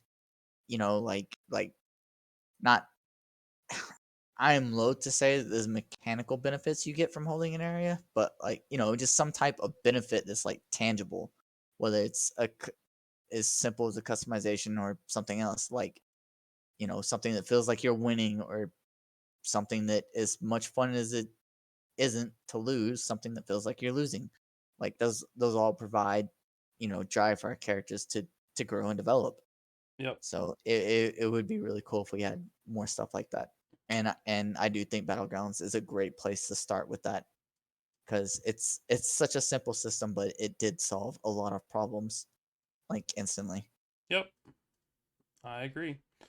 One thing I was wondering about it is like, like is there a place within the game now with the battlegrounds to be able to sit down and plan out a campaign, and if do you do that organically in the role play, or do you plan that out both sides together? Like for example, like a whole series of battlefields that happen if each one goes a certain way, or do you just let that like naturally happen like we did? Um, I think the I think the ideal way forward would be a healthy mix of the two. Like a couple of people, like a couple of like story writers, a couple of leaders get together, they hash out the details somewhere privately, um, but not too far in the future.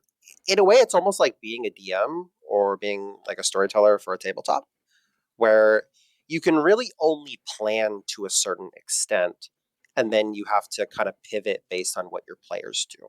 So I think all it would really require is getting leaders to sit at the same table and discuss how they can make everything fun. And I'm sure we could tell like a really awesome story. Yeah, that's what I mean. Like I think it would be great to tell a story through battlefields, and I think that it's doable. But like, do you let it all just be in character with no planning outside of the game, or like you said, do you mix both? I don't know. It's not clear yet. I think it's hard. I think my ideal solution is to let everything happen organically because, like I mentioned, I said before, like I've pretty much just had to like start muting uh out of character clans and webs, or just not joining webs in general, because it felt like there's too much ties there and like it. It everything feels better whenever it happens organically and like I don't think most people wake up in the morning and like how can I ruin so and so person's day. And so like we should sort of trust that system, like like have faith in one another, because I think there's a severe lack of faith in one another moving forward, and it's really no one who's playing's fault. It's people who played before us, and like leading into this, and like we've all like had these things, sort of like the Ring Report, where it's like, it's like, burn me once, Hmm. shame on you; burn me twice, shame on me for believing you, and like, but that's not fair to any players. So Yeah, I don't know. I I might have started rambling there, but like I'd feel better with organic, but I can understand if people didn't want to have a full organic experience. I think it's important to understand that everyone that plays the game is human, and what someone did years ago they might not do now, and I think that that's important to understand. Like we all change and grow typically. Um, Maybe that's just the optimist in me, but I think that with the way the system works, that like there could be some real cool stuff go on that we have wanted to go on for a while, but like a lot of people were too afraid to, like you said, based on what people before did years ago. And I think that it'll be interesting to see what happens with it all. Um, Up until the battlefield got yeeted and deleted due to one faction not accepting it. Um, like the way we kind of wanted to play out the Sentinel response was like it being an ambush, like us just showing up for a fight. Um, but like the way it ended up playing out gave me a lot of food for thought for the rest of the night, thinking about how we can lead into it more organically. Because I do agree with a lot of sentiment that I'm seeing in the chat with like we should take as much out of character away from it as we can. I 100% agree with that. I just think there are some like finer details or like agreeing on like a general direction that would make it a little more productive as opposed to just like springing it on someone. Because at least then, for instance, like I don't want to, I don't want this to be taken the wrong way. So I'm trying to be careful about how I pick the words. But if the Templars had been more aware of what was happening or had even like the slightest of a heads up, I feel like they maybe would have been able to gauge interest a little better, and we might have seen them there yesterday.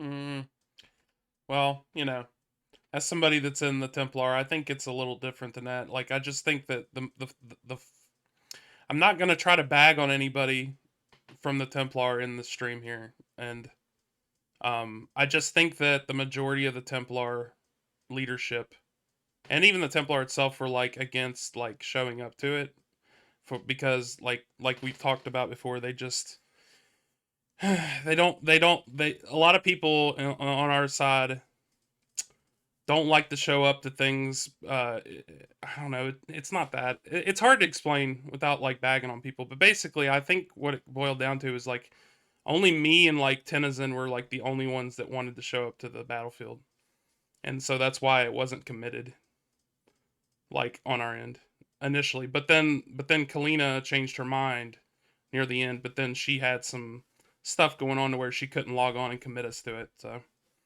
it is what it is. And I don't think it's the risk of loss. I think it's there's this attitude that they think that they like all that side wants to do is fight, so don't give them the fight essentially. Whereas me and my character both don't believe that, and I fight people on my side tooth and nail about that all the time. So Yeah, actually, this was my prediction last night.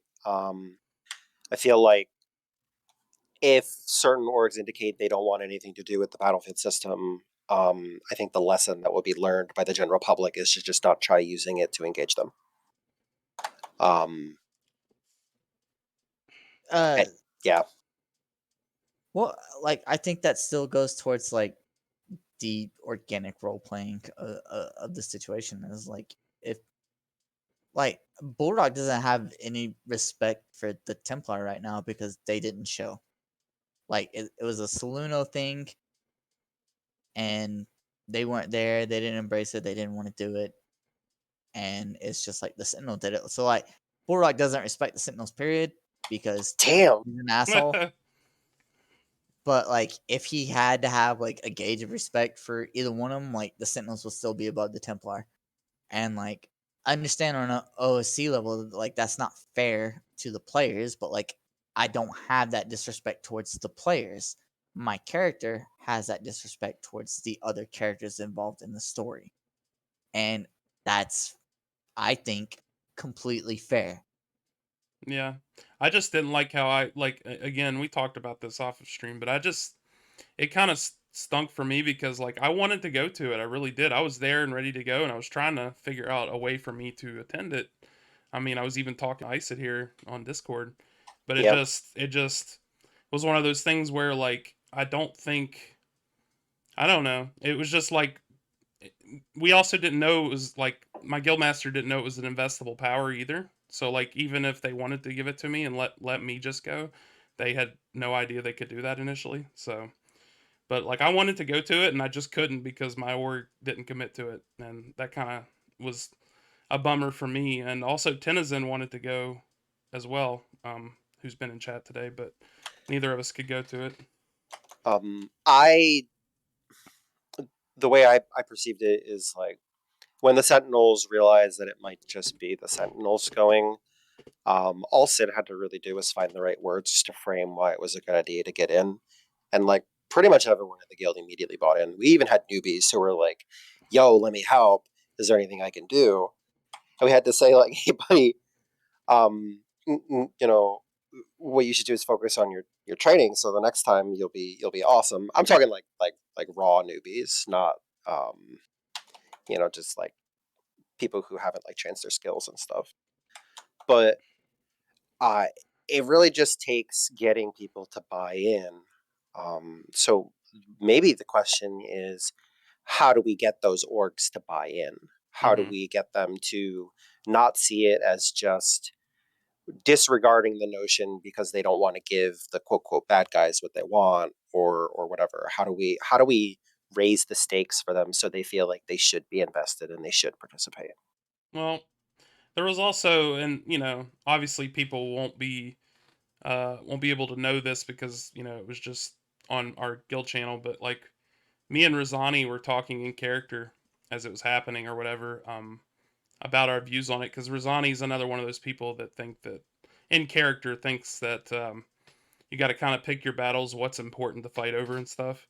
And she was saying that to me in character. It's like, is the Saluno Temple worth fighting them over, worth committing to fighting over? And a lot of people didn't think so, but my character is more of the type that would rather just fight them on principle, without really needing much of a reason. But um, And see, but like the all whole right, go ahead. thing stinks because it's like I wanted to go, but I couldn't, and there's nothing I could do about it. But I will say, I think with some more time passing, what I was gonna say is I think that the Templar will come to future ones, or at least be committed to doing it, and then be able to let those of us that want to do it come. Because I think Kalina kind of regrets not being able to commit us to it. And she also wanted to role play personally a bit more than she got to with it. So that's what I got from it. But anyway, I was, I don't know, like I said, like it sucks if somebody wants to like be able to join in, but they can't because of roleplay purposes. But but also, that's like, I also mean, part of it, like that's part of the whole system is that it's role play based. But it well, is I what it mean, is. I feel like everything in Italy outside of sect is roleplay based. Like Right. even lessers to an extent, maybe not as much as But everything else. this is also why earlier when we were talking about letting people do these as clans. That's kind of why I wanted them to be as clans, because like you know you could just have a clan of people on spirit side that want to be outside of like their leaders avoiding these things, but you can't do that yet. And I do feel that for that sentiment because not to throw too much shade on Shadow Tether, but there are people who pretty Yeah. much just show up to any type of fight for uh rewards points. And then there's And people on both sides that just don't like to do fights at all. And sometimes yeah, those people are in charge, is the thing. well, I don't know about Spirit right now, but we finally kind of like nipped that in the bud. Like, I mean, Well, not even just Tina, city leaders like as a whole, but like I'm talking about like council people and stuff too, like in general. But yeah, that's fair. Okay, let me finish this thought on Tina real fast, so it yeah, doesn't sound like I'm trashing on Tina. right, right. Tina shows up to fights when she has time. I don't know what's going on in her schedule and everything, but like she's not someone who just like routinely sets out fights. She doesn't show up to all of them, but like she's not as invested into PK or group PK as the rest of us, or like I guess that sort of storytelling. There's not a knock on her character at all, but there's uh we kind of talked about it before, chat. Like sometimes there are players in organizations and on both Spirit and Shadow who are just they're so against PK that you can be in there or like my Sentinel 5 years ago, 6, 7 years ago, I got chastised for killing Akara outside of Duran while I was still a novice. And the reason I was still a novice was mainly because nobody engaged me in any type of role play. Like nobody even sent me a tell. They sent me the standard like, somebody has joined your guild. Let's trigger these messages here. And so I like Akara was raiding Duran, so I went out and killed her. And everyone was like, "You should focus on your task instead of doing that." And I was like, "What? Like, what type of engagement is that? Like, what do you have against PKers? It's so bad. Like, whenever they do something good for you, that you need to come in and shut them down." Yeah. And like that, there are types of players like that everywhere. It's not limited to Spirit or Shadow in either current situation of the meta. Like, there are definitely players like that everywhere right now. So it's not a knock towards Templar, or it's not a knock towards Dominion, who is I'm throwing them up there because they're less passive than the Carnifex, which really I could just throw anybody up there because nobody's as aggressive as Carnifex. But I hope I'm getting a point the point I'm trying to make. Yeah, I get it. Um, it's just it the whole thing. Like I think that I was bummed out about not being able to go to the battlefield when it was happening, but I wasn't. I wouldn't say that I was angry or upset or anything. I was just like, ah, that stinks that I can't do it, but I understand why. But I think it also taught us all a lesson on how it works and what we need to do, and we learned a little bit from it. So hopefully in the future, whenever we get challenged again, we'll be able to field people and commit to it. I think there needs to be some more role play done inside of Templar, is what needs to happen, because this past week's been very quiet in Templar in general. Like, I've noticed that. Like, I've often been, it's just been me online a lot of the times versus, like, I go to some group fight and it's like on our side it's me and like one other person, and then like seven Duranites and like against 16 people on the other side. So it's just, it comes and goes. But yeah, we just don't have people that are as active as the Shadow side and the Carnifex and Templars right now, and we just need, I think, more time to role play all of it out, because I think there was just like a knee jerk reaction met to the whole thing, with our leadership also not being as active at the same time due to real life stuff. But that's my view on it. And it's it's a valid view, and like, but I don't think that's necessarily like a good, easy, quick fix that like anyone can do. Right. Like my big thing with like Shadow right now is like we have a lot of people. Sometimes those numbers don't really mean much whenever we're getting outplayed. But I don't, like, I can tell people they're getting outplayed, but like that doesn't motivate them to want to do better.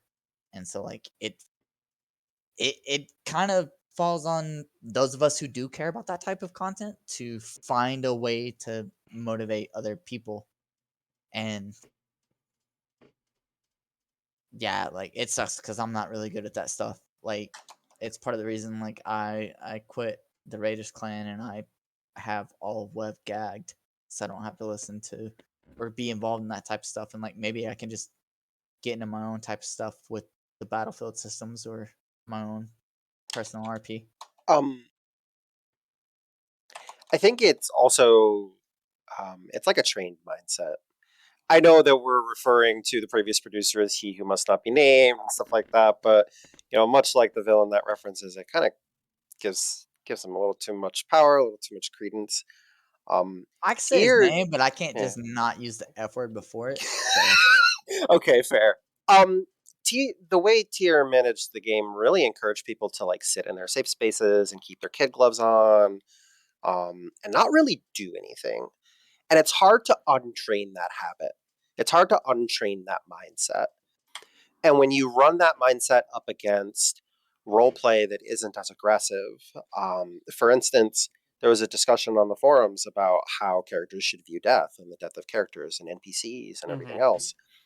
Um, when you run up against organizational creeds or goals that involve protecting innocent life and stuff like that, you just you're running into a situation where those things can be used to justify having that mindset about staying safe, not engaging in conflict, and generally just being very gentle with the story. Um, and that was like part of my pet peeve. I wanted to be more direct about this. I feel like those organizational goals are held up as an excuse to not engage in the story. We have to protect this village and the life in it. Well, that's cool, but they're still going to come and kill it. So, like, why don't we get angry about it instead of just like not engaging so it doesn't encourage them to do it more? Um, I feel like city roleplay and guild roleplay is weaponized more to prevent things from happening as opposed to encouraging things to happen. Yeah. Well, it's just, I don't know. We'll see. We'll see what happens in the future with all of it. Let's see. As well, Xenia was in chat saying it was hard trying to engage the Templar for roleplay. Srine showed up, and I remember after being disappointed how it ended for him and that his good faith to engage us ended in being jumped by a lot of folks. So there's work on both sides on how to also frame the way we engage that as a better balance between role playing and defaulting to hack and slash. Yeah, well, I mean that during whenever Srine was in there, the whole time I was phased adjacent listening. Um, because like I do that a lot when he decides to go in on his own, and we kind of, not to give anything away, but we coordinate like on the in character on the guild channel, the GTS channel, and I'll just kind of hang back while he decides to do whatever he does because he's the leader in that situation.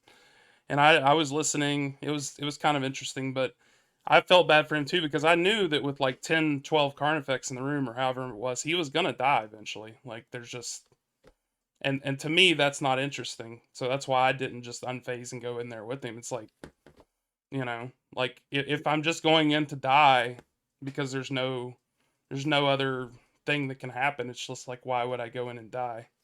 You know. To be fair to that, just be like, I'm not saying Saran's a bad person. I generally like him, but Alayla did show up by herself, and she got jumped by like 4 people, and she had to, whatever our version of Nirvana is, to not die to it. So What are you talking about? Like what event or what thing? okay, so maybe we're talking about 2 different, but last night Saran showed up, and was Oh, I was talking about like a couple nights ago whenever like whenever all the Carnifex were yeah. kind of initially in the Saluno temple and then he went by himself to see what was going on. Oh, that was a lesser bug. Well, you fucking set me up to look dumb. Thanks. Oh, you Never don't look mind. dumb. Bug deserved everything she got. But yeah, like it's like I could have also gone in there, but I knew the moment I unphased and like try to do anything play related, I was just gonna get attacked. And like after he died or he was being attacked, I went in there phased, and then something in the room unphased me with no message, and then I immediately started getting attacked, so I just evaded out and left. So, but yeah, I think the whole battlefield thing may have even went differently had Kalina been on and been the one that went in there or whatever. Sarayin has, I'm not gonna talk for him, and I don't think he would want me to, but he has his own outlook and character and stuff on conflict and the Carnifex and stuff. Shut up, Jen. Just because you flatter me doesn't mean I'm gonna fight you again. Also, yeah, anyone that's listening and stream and doesn't have the chat up, the credit giveaway for the week is up if anybody wants to type exclamation ticket to enter.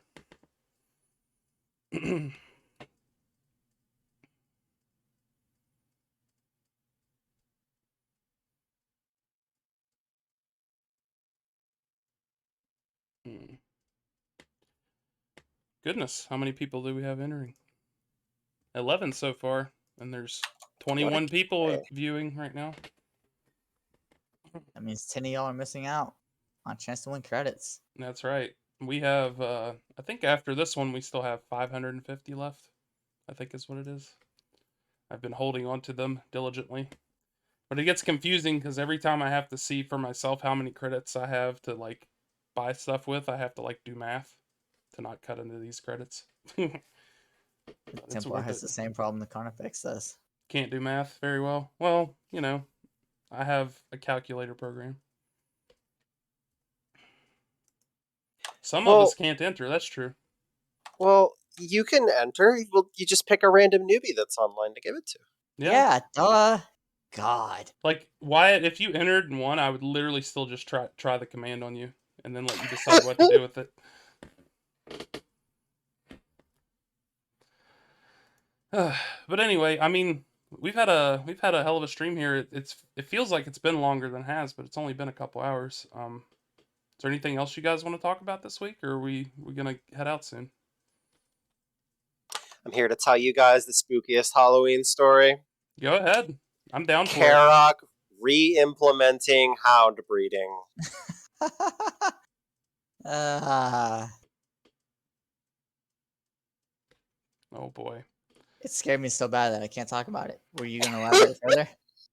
No. I'm petrified thinking about it. Same. Yes. No, MJ summed up my feelings. Let's go right now. How much does the plane ticket cost? I've always wanted to see a koala. Oh boy, way more than we make on the stream here. That's for sure. I can hang out with nails whenever I get there too. So hey, this is starting to sound pretty good. MJ, you want to go halvesies? Oh man, Hell yeah, same flight. Yeah, let's go. I wish this. I wish. You know. I wish we could have meetups like we talked about last time. We could all go to Australia and fight Oh some man, kangaroos. Iron Con. Oof. I know it. I only went to one, Iron Realms get together ever, and it was that one God meet that I've talked about before, but it was a lot of fun. It was one of the coolest experiences I've ever had in my life. I've I've had enough, but usually I'm friends with the the people enough. Like I went to California and hang out with Trickle and Illidan for Halloween Hmm. about 5 years ago. About it was probably less than that. That was super fun. I went to Austin to hang out with Sabati, Mm, Zinnia, hell yeah. Saris, Taz was there. There might have been someone else, I don't remember. But since I moved to the East Coast, I've went out and had burgers with Taz and Mazion and Ririn Yeah. and Tatia and I feel like it's someone else. I know that there's I'm not gonna name names because that's weird, but there's like 5 other Aetolians who live within like an hour of me since I moved to North Carolina. I thought that was weird because like uh in Oklahoma there was also like 5 other Aetolians. Like speaking of another Aetolian met, like if anyone remembers Luthien, that dude is freaking wild. Yeah. Like if you ever get a chance to hang out with him, do it. But just be prepared for some scary shit to happen. Yeah. I'll never forget running around Walmart with Calidora and Ashmer and Ishin. That was quite fun as well. Or Ashmer driving us, like speeding us all down the interstate while shirtless, going like 20 over the speed limit because he's a wild man. Those guys were a lot of fun. I wish they still played. But yeah, I also I think I might have mentioned this before. I don't remember if I did or not, but on Columbus Day I went and met Haley's player. That was a lot of fun. We had lunch and talked. But like I've often thought that like it'd be cool to have some kind of like Iron Realms get together that's just the players doing it. I mean, the gods could still come if I wanted to, but like I don't know. It's hard to do that when the COVID is a thing now, but maybe someday we'll all get together again. It also seems Yeah, like there's a ton of people in Texas from Iron Realms games, from what you just said about Aetolia and what I remember from the people that played Empyrean. because there's Uh, nothing to do there. Yeah, well, Cerise and Taz both flew out there, so and I drove 8 hours to get. I was in Oklahoma at the time, but it was still an 8 hour drive, just because Texas does not need to be that big, but it right. is that big. I enjoyed But driving through there. It was cool. yeah, but just as a random thing to throw out there, like as far as like you guys are all East Coast, right? Sort of. I am, but I am. Yeah, like I don't know, like if anybody ever wants to throw together an East Coast meet, like I am down. Like no, I can't do it tomorrow, but like oh yeah, shit, I forgot to mention. Yaza and MJ showed up to my house and stole my dogs. Yo, what? No, it MJ texted me and said like she was at my house, and I was like, do you want me to put my dogs up or what? And she was like, leave them alone. I want them. And I was like, okay. And then like she came to my house, and then like my dogs fell in love with her. And then my damn cat, who was a kitten at the time, like never came out for anyone. Like anyone showed up in the house, including the dogs, just ran off to a corner, and I had to go coax her out. Like Iaza ended up like holding her by the end of the night, and I was like, you know what? I feed and house you guys and love you and give you all the head sketches you ever wanted, and this is how you fucking repay me? uh, it's good stuff. It was I will say it was a very cool life experience driving across country twice. And I think I might have talked about that before. Like, I would highly suggest anyone that's never driven across country to do it at some point in their life. It's really cool seeing all the different places in the United States anyway. Um, Driving through Texas, I only drove through the northern panhandle. But it was really cool seeing all the wind farms and stuff. I'd never seen wind farms like that up close. And then I got to stay in Oklahoma City one night, Bull Rock. I'm sorry for you, Hey buddy. man, it wasn't I don't know bad. what happened. If you had a good experience, good. I mean, I drove there, got the hotel room, and went and had dinner and came back, and that was it. But it wasn't bad. It was probably my favorite stop of the 3 stops across country. No, but to go back to what I said before, MJ distracted me about talking about how my dogs abandoned me. Uh huh. Uh, now if anyone ever wanted to hold an East Coast meet, like I'm totally down for it. I think meets are good in general, and like even just talking like in voice chat, like it just Yeah. or just talking to people outside of the game kind of like dispels like sort of this animosity that like might build up in between tethers or just players even if they share a tether Right. because like you realize that like shit we're all just people. We should use the official server voice channels more often. We used to when the server Right. first started. Yep. I remember that. I used to go in there randomly, and then people would come in sometimes. I also remember, Raw was in there randomly once, and so was another Solani at the time, and I just went in there and started talking to them. That was Hey, fun. to spawn off that idea, they got public 1 and 2. They should make that. They should make 3 voice channels: one for general, one for shadow, one for tether. And then, like, if you're in a lesser or a group fight or whatever, you can just hop into because they've got the verify thing right for newbie. So like Oh yeah, maybe they could make something to where like you could just hop into the voice chat for your tether, and so like you can nice. go there. Like that'd be fun, right? Maybe. I swear I do not swear as much as I do in person as I do over web. No promises for me. You swear about not swearing? I swear. If you're one of my friends, you're getting roasted. And it's gonna be bad.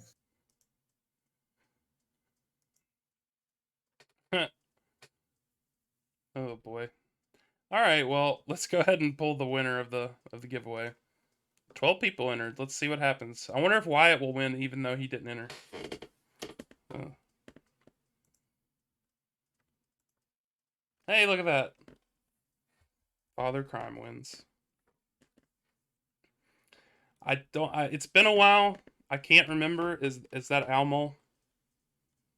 Am I remembering that right?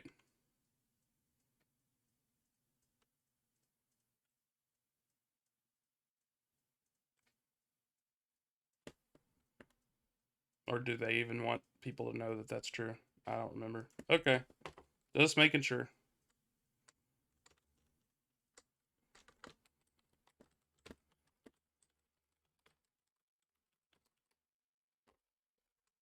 There you go. All right. Let's see.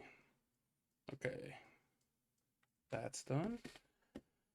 Um Yeah, as far as I was gonna say some stuff about stream news near the end here. We still have the idea to do the way the subscriber badges are with the phases of the moon. I'm gonna get Phoenicia to do that for me, but she's been busy lately, with some things, and she's also I think been sick like I have. But that's still on the agenda.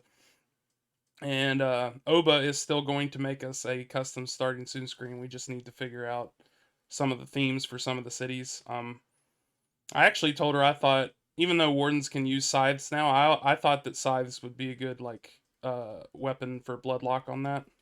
But also know that bloodborne don't exist anymore. R.I.P. Yeah, but when I think of scythes in Anatolia, I always think of bloodborne and bloodlock and stuff. But Yeah, there's stuff coming. I'm sure this next week's going to be real interesting because we're going to see what happens in November in Anatolia. Um, I'm interested to see what they do. Do you guys have any ideas? Are we going to see undead turkeys again, like you mentioned, or you know? All I know is I'm saving my money so I can once again be disappointed by gift bags in December. Mm. Yeah, that's what I'm waiting for too. I'm waiting for those sweet stockings. Yep, me too. I love the stockings. Stockings are great. S- Stockings really are great because like I got as much money as I spent the last time I spent on a December promo, like it all went towards my friends. Like if I Yeah. bought 20 stockings, like 15 of them went out to my friends. Yep. I remember that Like was me too. I used to do this thing where that actually I still even did it on Bull Rock, but I didn't buy last year. But pretty much anyone who's in sight like got a stocking. Like whether like Galadriel is not my favorite person in the world, but even he got a stocking one year. Just because, Damn. yeah, Yeah, stockings are security is great. highest. I don't want to buy any more anymore. I wonder if we'll see the unique artifacts make a comeback in the grand stocking prize like we did before. Those are always so cool. Yeah. If we get stomping boots, I hope you Yo, guys like eating dirt. That's who I okay, was thinking of. Kjell or whatever got them a couple years ago. okay. Who got the second pair though? Did we ever figure that out? Like I I've don't been know. puzzling over for ages. In 10 years from now, your child's going to be on here, but like, my dad used to tell me someone else got those boots. Oh, shit, it's them. I want to know. I want to know who in the last artifact auction ended up getting the emblem thing that everybody was so scared of that like, oh, we got to band together and make sure it doesn't happen. And then like I've never seen anyone use it at Lester's yet. I don't know. I've never seen anybody use it yet, but everybody was so concerned about it at the time. Oh, Mazion got it. Oh, I see. I don't think I've seen him use it yet, unless I just didn't realize it. But that was funny because like I remember everybody being so concerned about it, and I don't think I've seen it used once yet.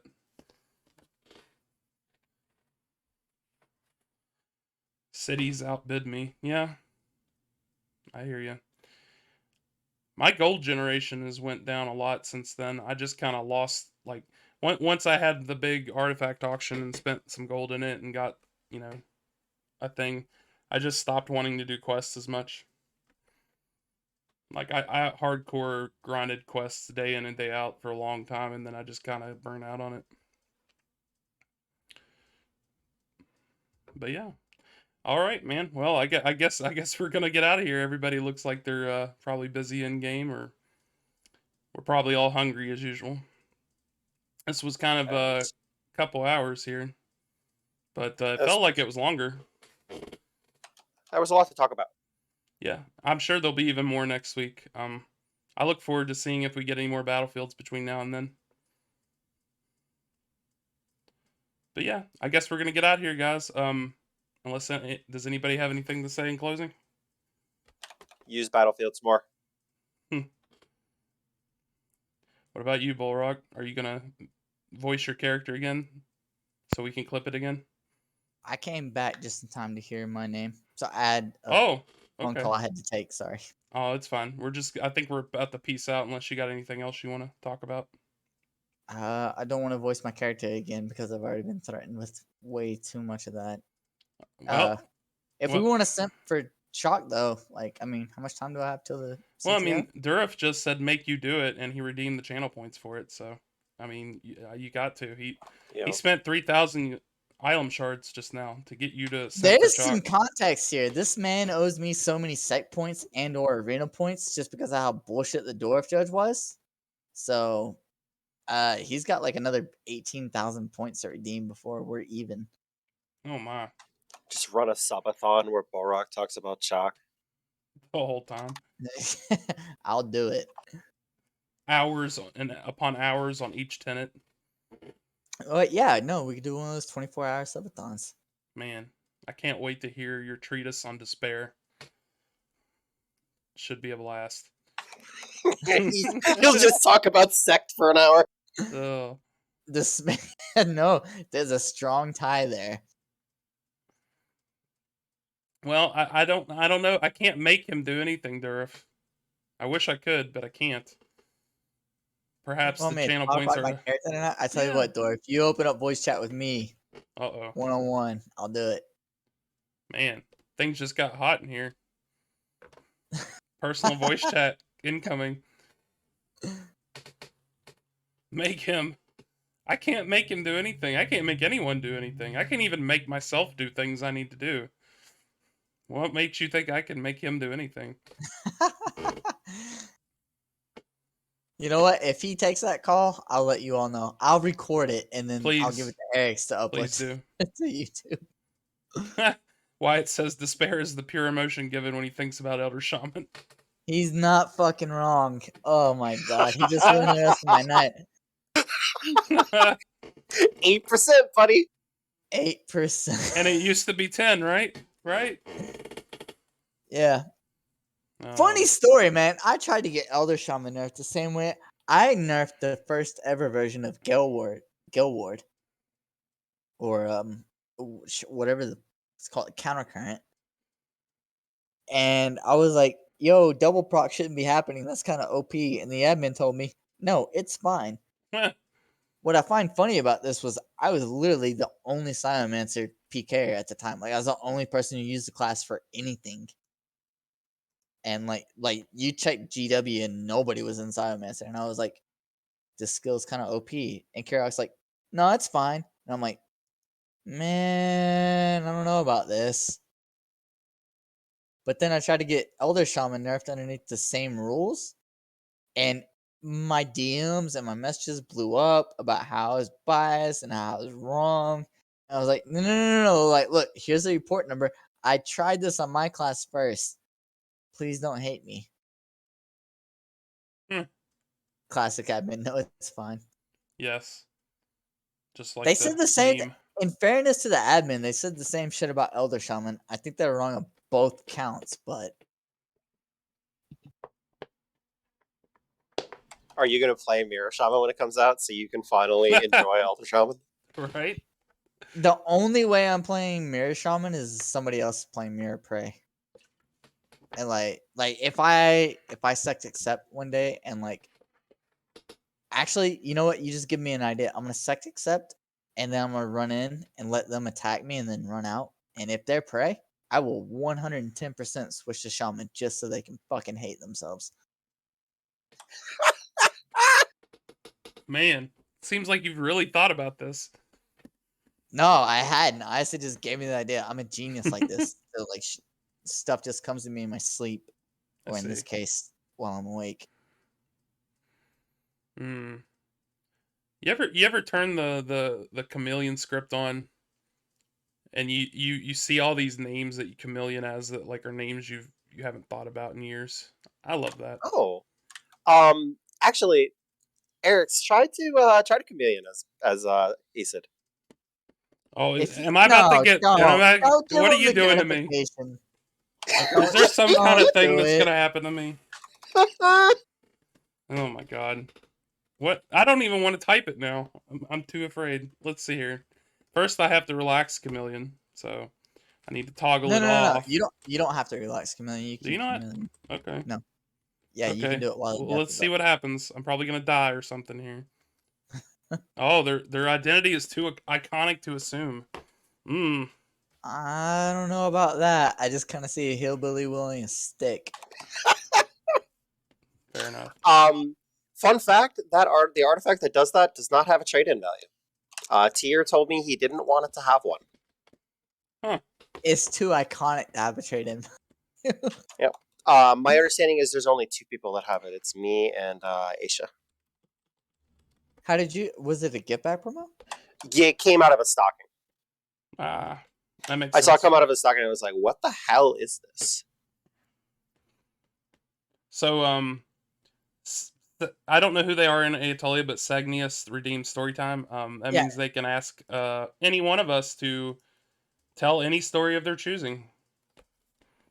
So I can do that one. yeah. I don't know who they want to tell a story though. Is it me or Isid or Bullrock? Oh, Moxie. Okay. I didn't know that was you. Cool. Well, who do you want? Bullrock. Okay, tell a story, Bullrock. Tell a story about what? Give me a subject matter. Anything. It can be about Aetolia. It can not be about Aetolia. Or maybe they want you to tell a specific story. I don't know. But they. Yeah, that's what I'm asking. Like, Moxie, do you have a specific story in mind? Anything? Wow, you're giving me a lot to work with here. Li- May, Um, maybe it could be like the time I did X, or the time Y happened to me, like do you guys or want to anything. hear about the time I did X? Sure. Did you do the X-Men? Is that what we're talking about? I'm very confused, but have at it. The time I did X was actually very funny. My favorite RP encounter. Moxie, are you okay with that as a subject? Oh God, what kind of RP encounter are we gonna talk about here? I have no limits, my bro. Oh, here we go. Nothing that gets us banned. Well, have at We're it. live, so we can't get banned live, right? You know. Talk about time Jay becoming Addison champ. I'll tell that story another time. You guys want? It's tilting as shit. The Solani in charge actually tilted me the fuck off the planet. But favorite RP encounter. Let me think. My favorite RP encounter happened to be as Emir.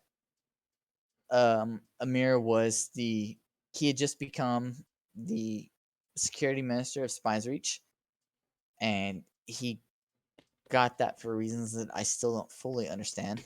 I think it's just because I did things.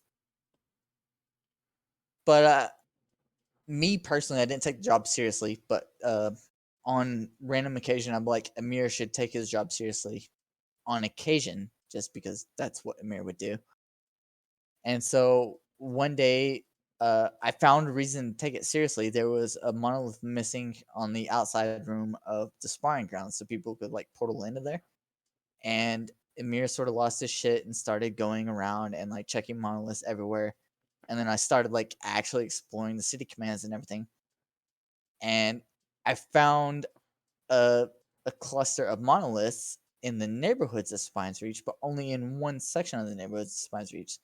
So, you know, using my own superpowers of deduction, I went and found out where it was. And it's sort of, it might be a sensitive topic, so I won't name character names. Found out who the character was, and I told them to come there, or I sent them a message to say, come here so I can inspect your house. And they weren't online, but one of their family members were, and they ended up coming over there. And they threw a fit about me trying, or about Amir trying to protect the city. And so Amir threw a fit back because he was a security minister. He's allowed to do that, right? It was eventually the house got opened up. Amir went in, and I think I nuked all of the monolith sigils in there. And then I called everyone out for doing the things that they had done, which was using the city to protect their own interests.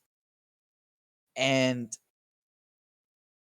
they just got really lippy with Amir, and sort of like how Alina had been talking about in like the uh, pet peeve stud. Like Amir is a comical character. He's not all there. Like he wasn't allowed to have a reasonable conversation.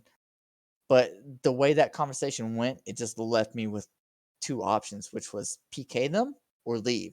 So I chose both, Yeah. and I dropped a metric fuck ton of singularities in the room and walked out. And then like 30 seconds later, they both died. And then Amir got hit up with Taz about how like we have to smooth this over and everything. And like, spoiler alert, Taz was not the most morally ethic city leader there was, even though the laws might look like that. But it was just a lot of fun leading up to all that, and then like interacting with it, like right up until the end where I bombed them to death. But yeah, that was a super fun RP encounter. Hmm. So you basically just blew a bunch of people up with singularities. Well, I feel like if I get into too specific a detail, like the players might feel like they're being called out. Oh. Okay, that was cool. I love stories If you like that. want, I could go on about how Ison tilted the shit out of me with Wyatt's suggestion down there. I mean, you do you, man. You can give them a freebie, or you can make them spend another 1,000 channel Well, points. I only said one thing is Bullrock, and I didn't really simp to Chalk the way they wanted me to, so I feel like I owe them this at the very least. I see. It's It's old old news. What news. does that mean? Why would it? Why is a mage's favorite story always blowing the game up with singularities? Yeah. Or for the old school mages in us all, Holocaust globes or whatever. Because if you're not killing everyone around you with reckless abandon, are you really even playing the game?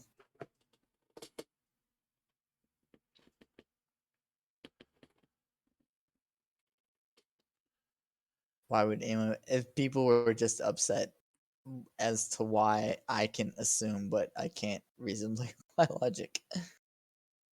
But anyways, let's talk about how let's have fun. Let's talk No, about how fun Capture the Flag's going to be in a couple hours.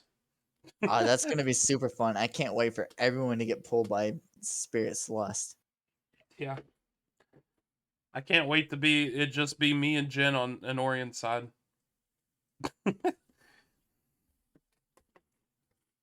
But maybe I'm wrong.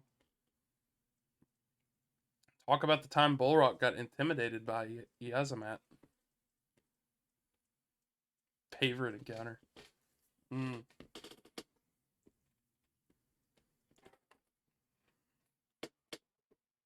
That wasn't fun at all, and there's a log. Y'all can go read that. Please read the log verbatim in as official a voice as you can, prompt included.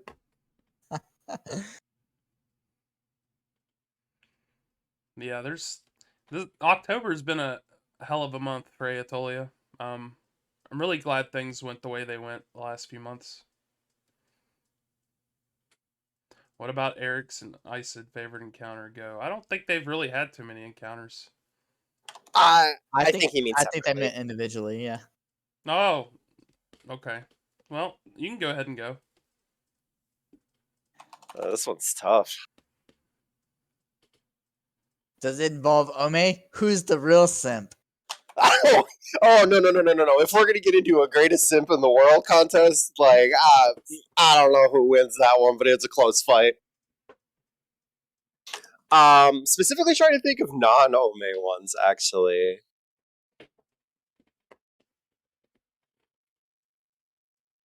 Um, my favorite recent one was there was a situation where a character got in trouble for, as he called it, surprise sect duels. Um, when the fallout and like the dust had kind of settled on that one, and my character was able to go to him and have like a heart-to-heart conversation about what that person had done. That's probably like my favorite scene in recent memory. Um, I mean, I imagine the hints I dropped that makes it pretty obvious, but after Stein had lost city leader for Durin, Sid went and had a conversation with him about the entire situation and like what Sid expected Stein to do to kind of make up for the fact that he had just gone and like slaughtered a bunch of Demon's Bane marshals and shit like that for the last couple of like out of character weeks. And it was just like a really real scene. It was like a really, really, really interesting encounter. So very memorable for me. Yeah, I've got a lot of really memorable favorite encounters. There's really too many to name, but the one that springs to mind as one of the more important ones to the character is still it's probably a little cliche, but it's got to be the knighting event for the character. Because like at the time, like you know, it was one of those things where like when you get knighted in the Templar, you're allowed to either have it be private or you can like invite people. And I chose to invite people, and Ethne came, and even Isid came. I think Ryan came. A bunch of people from Anorian came. It was a really cool moment for the character, and you know, I think that having an event like that culminates, you know, the work you do basically in the novice progression in a guild is a really cool thing, and I love seeing them when they happen.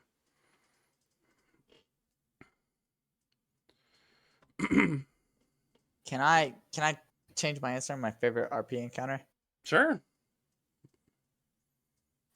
So, I jumped a bunch of different stories here from what originally sprung this. My favorite RP encounter was whenever I got knighted, and during the Carnifex stuff, like we also kind of get to choose whether it's private or public. You know, like just depending on the character development. Mhm. And MJ let me do it private, and it was just Bullrock, Swara, and MJ. And Mhm. then Vegeta logged on immediately after it happened. Like the knighting ended, Vegeta logged on, and then MJ asked her for if she could favor Bullrock for his knighting, and she lost her ever loving mind. And demoted Bullrock showed up to the keep, started smacking him around, Oh slapping no. him and everything, saying, "You're demoted, you're not a knight," etc., etc. And like Bamatus and Chakruso had both, or not Chakruso, but Bamatus had showed up, and like he was just like staring on, like antagonizing Bullrock during the scene.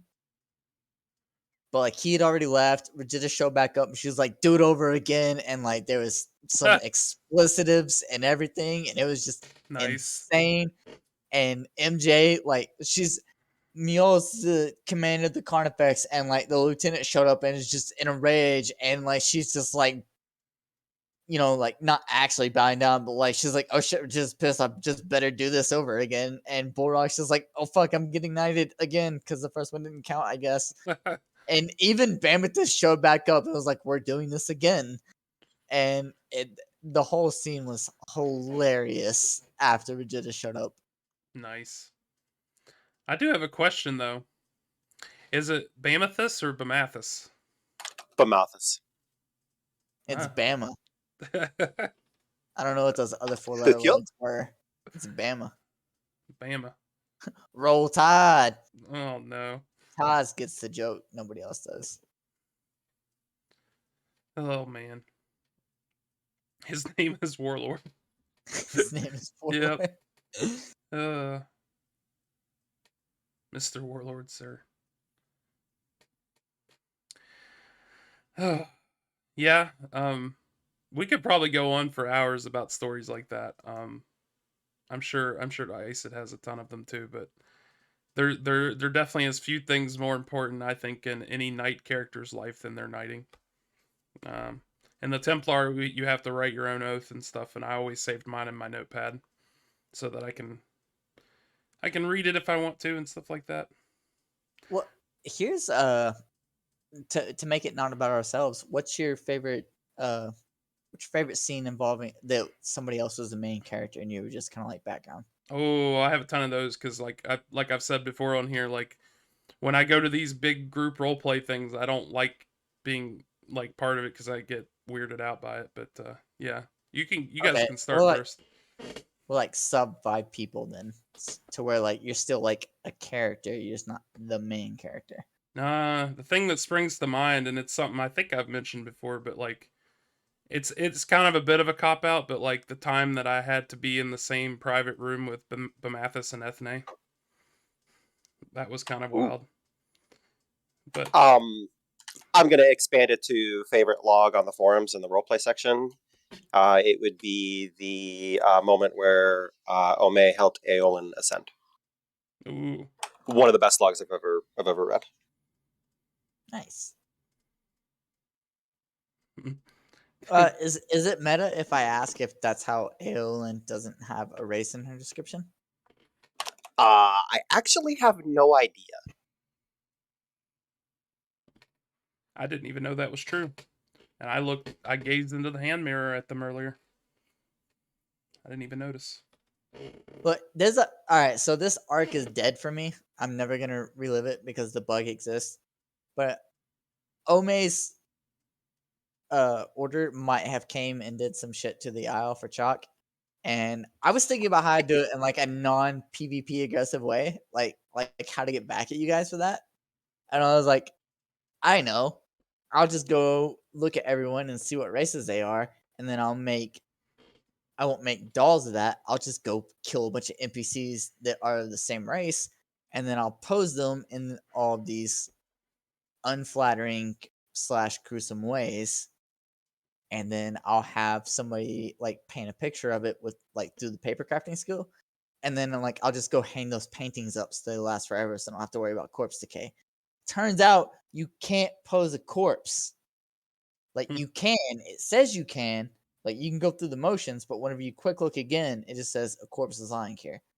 And I was like, What? this is unfun. Hmm. So I didn't forget about you guys. I thoroughly enjoyed the dolls. I laughed my ass off at the troll guard sitting in the throne room. I was like, somebody noticed this is my AFK spot. Mhm.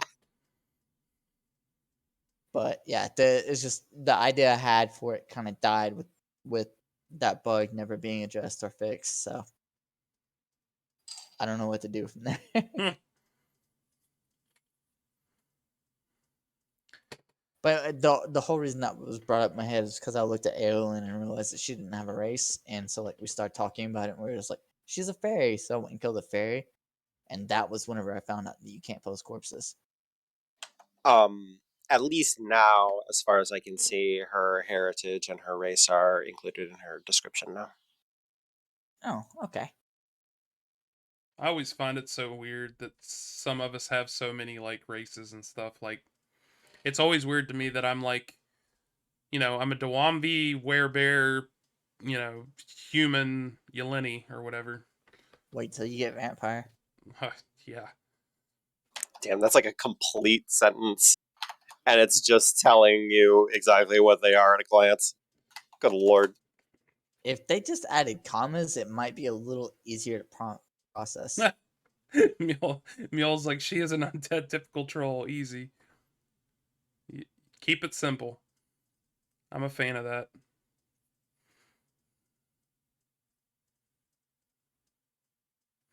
Yeah, that's some old school roleplay, Tennyson. He says, I remember my old character would go kill dwarves from Tainhelm, then mail corpses to paladins because it was from territories it protected. My favorite cross tether interaction, it probably has to do with Aeolin. Like they're all like short, sweet, super simple interactions, but uh I don't know. Like I've not to like say that Isid isn't interesting to interact with because Bullrock had some interactions with him at the start, but like Aeolin is like there's like a story like building. Like it started off as just like cookies, yay, you're not so bad of a person. She's all like the way like the interactions kept going, she's like, "Oh, Borok's not so bad of a person." And then like the other night, it was just all like Borok was a complete fucking asshole to her, Yeah. and so like that's like a long con story, but like I kind of enjoy that. She has a habit of being the nicest person in the room, surrounded by like mean, just like jerks. Like it happens in the order too. Like um, I I love the character, and I think the player is a genius. But like Sid and Aola definitely like bounce off of each other like oil and water. It's very funny. And I think that's good and healthy, but Ezalor used to say something, or he said something on forums of like being an evil character is just like there are, and god damn, I hope this is never used against me because this argument has been beat to death.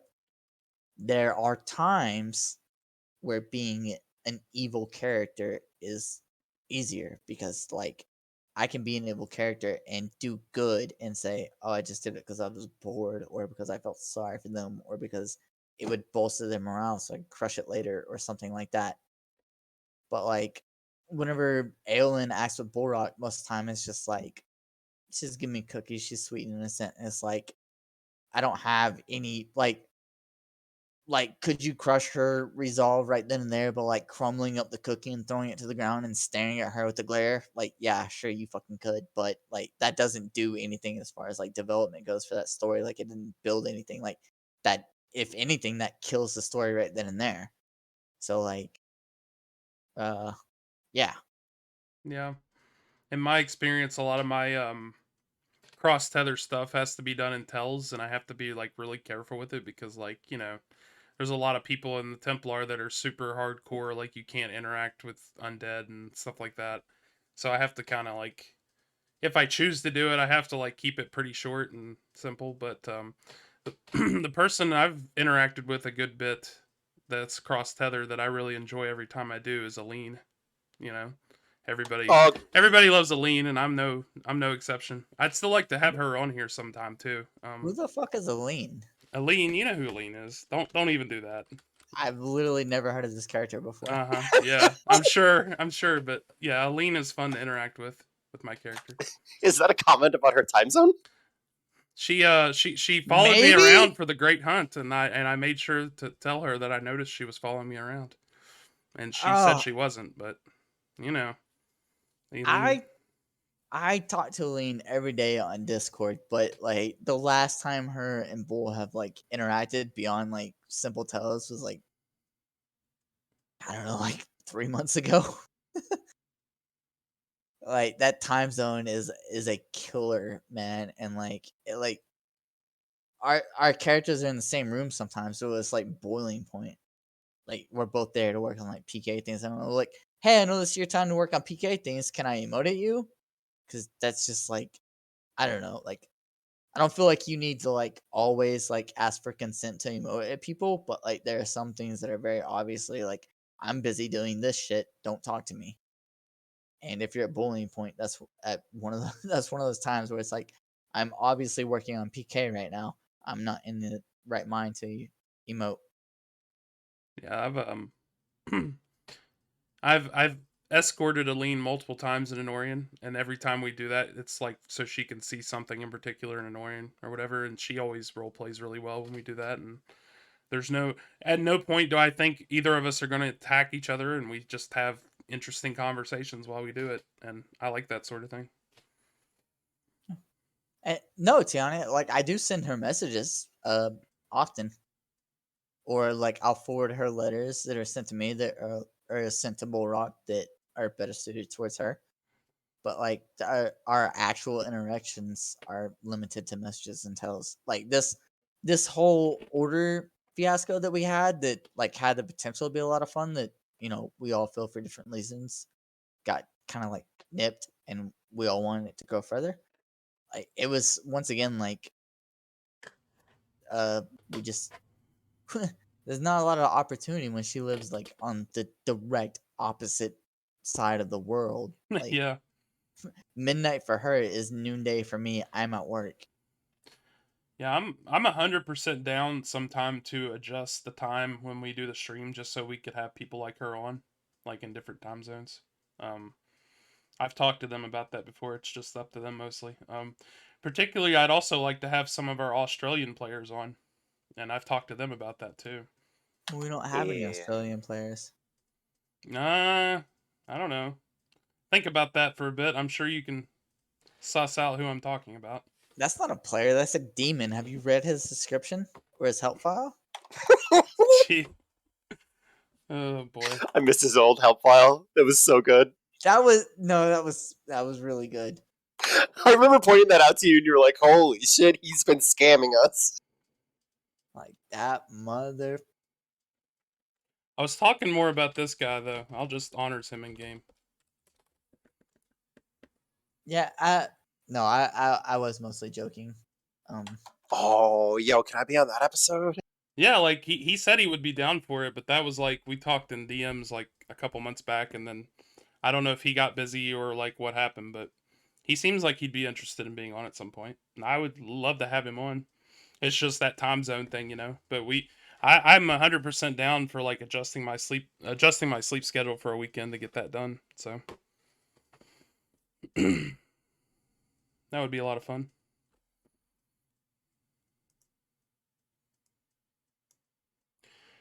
But yeah. You guys want to go now, or are we gonna keep telling Um, stories? uh, I oh, mean, it there's seems like more to talk about. We got an hour and a yeah. half. I like. I don't mind. Are we gonna talk all the way up to the start of the CTF so that we have like a I don't know. Oh, I'm sorry, Tiani. We already did that earlier. My bad. Yeah, Uh, we know, Jen. We know. yeah. Titans We never sleep. at least two of us participated in the Great Hunt. We're fully aware that we do Oh, not sleep. Yep. can we talk about another favorite story? This is probably gonna bring up some awkward memories for Jin, but I remember the day he got killed by Impale 55 times in a row. Like 55. all, yeah. What the hell? It was when he got jumped on Takana. Which time he got jumped into Which time? Kata? Poor guy. That's true. I'm pretty sure. Yeah, that there it is right there. MJ. Man. Electo hit me up like 5 times. Oh man. That was when Fezix was jumping him too, I think. Look at him with determination. He still made it to 200 before all of us that are in Yeah, this man, whole hats chat. off.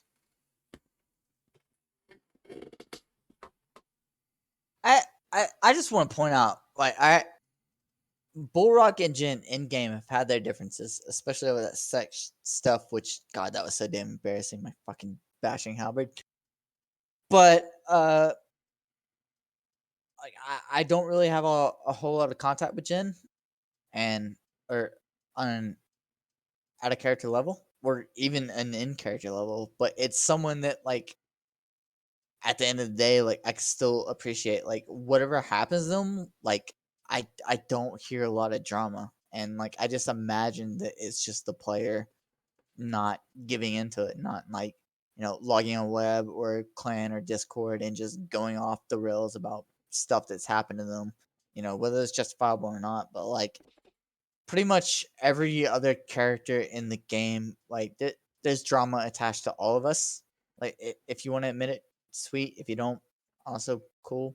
Mm-hmm. But there's, you know, and Jin's just one of those characters. Like yeah, he bashes and PKs, and like so, like whatever he does RP wise, it's like that's cool. Like what can you say about him? Like you can make assumptions, but like there's no super hard evidence that like or there's not even enough evidence to make like an assumption that like they're an asshole, even though they play like an assholeish character.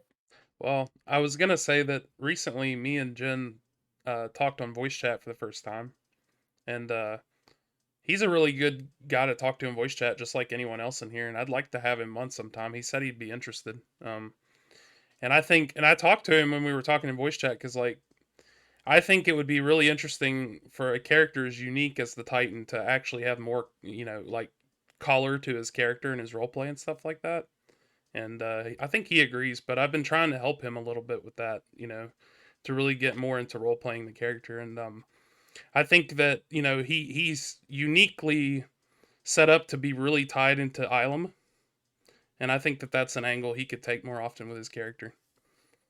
Yo, I have seen Jin roleplay.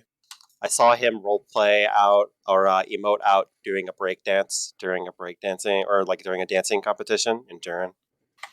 Um, he should do that more often. That's all the feedback I have.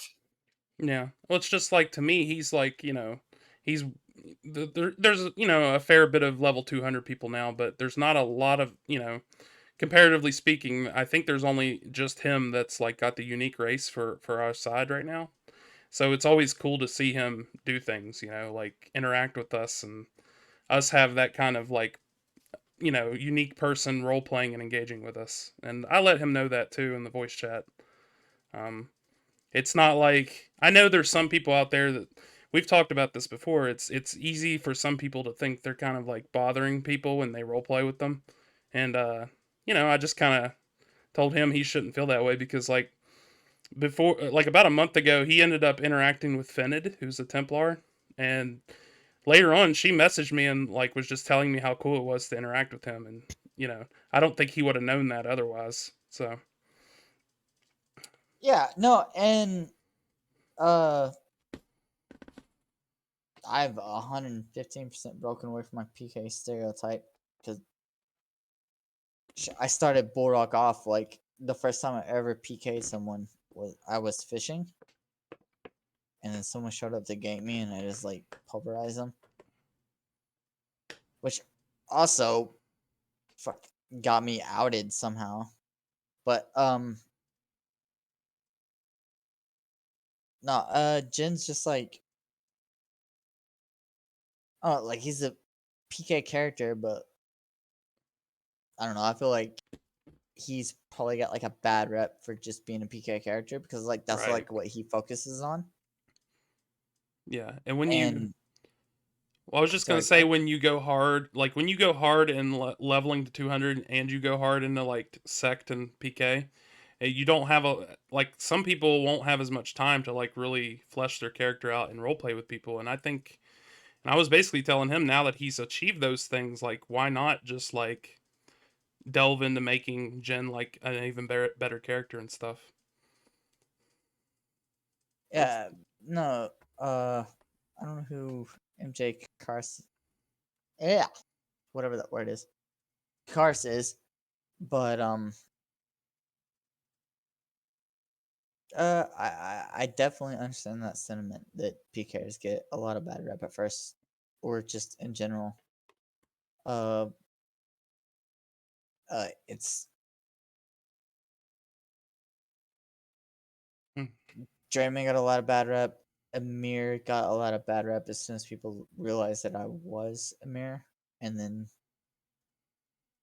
Bullrock hardly ever gets interacted with at the level that I want to be interacted with. Like, uh, to like flashback to the like not favorite RP story, but an RP story is like the whole thing that like started me getting into PK period was uh I got PK'd through RP. It was with Pythona and Jamie during the whole Illumini thing before, not Illumini, but Illumini fought whatever Italian bullshit it was that was brought in the game through Searoth and the Kabbalist. Yeah, the Black Hand. Thank you.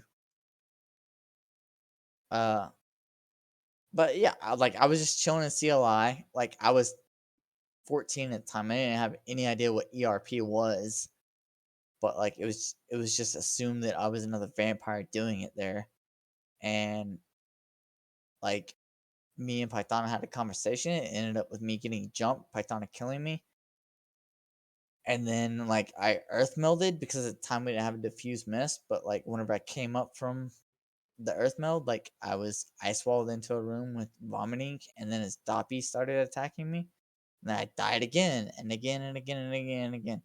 And that was the time that I decided I need to get like into PK. So like my whole PK path started through roleplay because like it's easy to look back at what Python and all of them were doing as like just griefing players, but like really, and like it hurts to admit today, it was roleplay based. Like they had shit tons of public posts, they had a clan, they had actual concerted IC efforts towards their goals, and like it was all roleplay based, and like that's what got me into PK, and like so like coming from that like background and then like having people just say like, oh, you're just a PK, you don't care about RP, and then like watching Jin kind of go through like the same shit through the sidelines, like not as often because like he doesn't interact as often, but like still like have to suffer through it just through anyone's point of view, like kind of sucks, man. Like I don't understand why people knowing how to write code makes them a bad RPer, which is some people's prerogative. Like Yeah, that's just kind of how they go. that couldn't be further from the truth either. Because Again, I've met Ashmer, and that dude is great at both. Yeah, Ashmer's Toad is one of the best villains in the game, but he's Yeah, also one of the best coders. like I literally have his code base for Oasis on my computer still, and like I open it up and look at some of the source files, and like they're like 23,000 lines of stuff he did, you know. But like he was one of the coolest people to roleplay with too, for sure. But I think what I was gonna say is like when it comes to PK or reception, I think the act of like going and killing someone is kind of you, like it's the person imposing their will on you, you know, to kill you when you don't want to, right? Well, like role playing is very much back and forth, you know. It's I emote, you emote, we say things. It's got a back and forth that you can participate in, but like some, you know, when it comes to PK, especially like we said, people that aren't as proficient, it's very like one sided, and it feels like you're, you know, flexing your muscle a lot of time on someone because you are essentially, and I think that's why it's like the way it is. I don't know. That's the way I look Um, at it. I kind of feel biased in this scenario. Like I feel biased and also like I'm in a bad point of view to give like an I don't know like a proper perspective on it. I've only ever intentionally griefed one person, and it that whole thing was a debacle on its own. But like I still get treated or talked about like I grieve people or just yeah.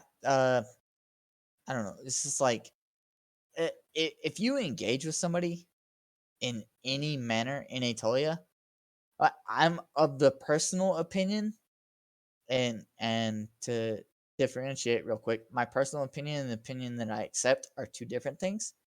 But I'm of the personal opinion that if you interact with my character at all, you are open to everything my character has to bring to the table.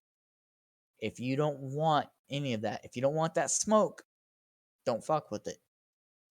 Like my character is the champion of Chakrusul. He's also the order head of Chakrusul. He's a Carnifex. He's a member of Bloodlock. I don't know how much more obvious I can make my character being an asshole than that. So like if you mess with my character IC, like prepare for some shit. Like whether it's just straight PK or me figuring out all your loved ones and killing all of them instead of you. But like you have the option not involving yourself in it. Like you don't have to interact with my character, and like if you don't interact with my character, I'm not gonna force my interaction on you. And like even if you do interact with my character and be like, hey, there's some limits that I have here with like what we can do with this stuff, I'm open to it. But nobody has literally ever done that. Like they'll interact with my character, then I go and I react to it, and then it's all of a sudden Bullrock is an asshole.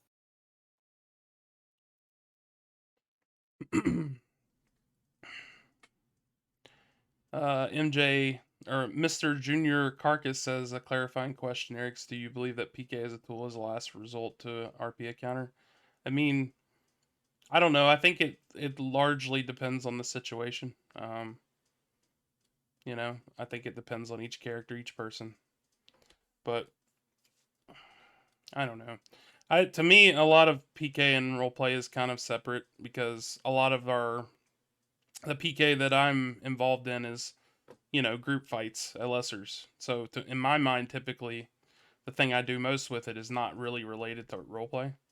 So I I, um, I kind of feel like that's like an artificial wall that you and a number of other players have put up. Like if your character's out there PKing, and like that's still roleplay, whether it's for lessers or for anything else. I know lessers feel hollow, but that doesn't mean they mean or they are hollow things to your character.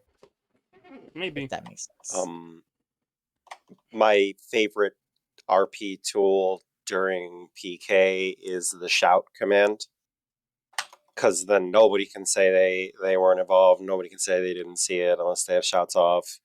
And it's like a very easy way to still communicate while focusing on the actual task at hand. Um, like foci are 100% an in character reason that governments and cities go to war against each other or fight each other. They don't share these things. It's a resource that, at least portrayed in the story, the mechanics don't do a very good job of this. Is a limited resource that needs to be harvested and drawn. So there is like actual story mechanics there. I agree with that. But I saw a comment in the chat talking about how they think that like aggressive or forceful characters get a bad rap automatically. And I think that is something that we should definitely explore and think about more, because I do agree. Um, that sometimes that like forcefulness is mistaken as the player behind the character being forceful or being aggressive, as we've seen in very very recent days here. Um, I don't. I I'm not sure how I would really describe the problem aside from using the word separation. I think a healthy degree of separation between you and your character is very necessary to enjoy the role play environment here. And I think if we kept that in mind, we would have less of that perception. I would definitely go a long way, but like it's it's not hard for you as a person to like come up with a reason to justify or to separate, because you can. I think people are more prone to justifying their own actions than they are other people's, especially very quickly. But I do feel like there's a lack of faith in the community for everyone else who is not them to make that same decision. That makes sense. Like, if Isid walks up to Borak and starts PKing him, like my first thought, is gonna be like, Isid Spirit Tether, he just hates me and thinks I'm ruining his game because I'm a Carnifex because Eric said so and so, or because someone said so and so. That's just an example, guys. Calm down. But like, I got it. but it's and again, this goes back to like why I'm not joining webs, why I quit my OSC clans, and it's just it's very easy to let other people's perceptions of things like taint your own point of view. Right. Yep. I've often said, and I've said this even before I was made this character in Anatolia, that I think that and this is the old school person in me, but I think that the creation of webs and rings, as they were called in Empyrean, kind of like really ruined part of the roleplay immersion in these games. Having a place like that that's literally just in your face, out of character, while you're trying to be in character, whether you like realize it or not, is always going to affect you in some way. Um, I understand why they did it, but still, I miss part of the old school player of me misses the time before rings and webs. But Yeah, and to go on to like you understand why they did it. I think it was a necessary uh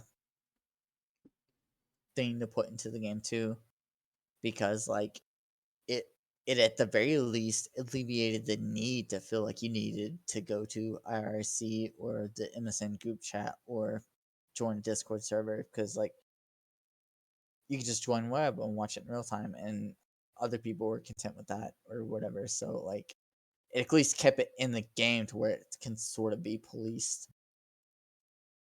yeah, and I still I think I'd like to see someday. Speaking of webs, where that didn't they mention they were thinking about like adding moderation tools to webs recently or something? Or am I crazy about that? I think I that think would the be cool. closest thing I've heard to moderation about webs is the ability to kick people. Yeah, that's what I mean. I don't know what Uh, happened with that, but I guess with webs you can always just web quit anyway. So it is what it is. I don't really sit in webs all day myself. I sometimes I'll be in one from a lesser and just completely forget I was even in it because nobody's talking for like an hour. I'm I'm online a lot while I'm working, and like I will look over at a web and like help someone with a code question or a combat question or something, or like like idly role play or whatever. I was actually having a conversation with someone about this earlier about how ever since the pandemic, it feels like a lot of people have moved into like a 24/7 like logged in mindset. Yeah. And I'm not really sure how I feel about it long term after like looking how it has affected the game for about a year now. I'm sorry. You don't know how you feel about people logging out or staying logged in? Staying logged in like that. Yeah. Oh, do you guys still do that? We kind of quit that. It Yeah. it actually kind of broke up the web and made things better. Yeah. Hmm. I've personally never done that. I always log out when I'm going to bed or something. It's just how I play the game and always have. I just, if I'm not on the game, I don't want to be logged into the game to give people false impressions.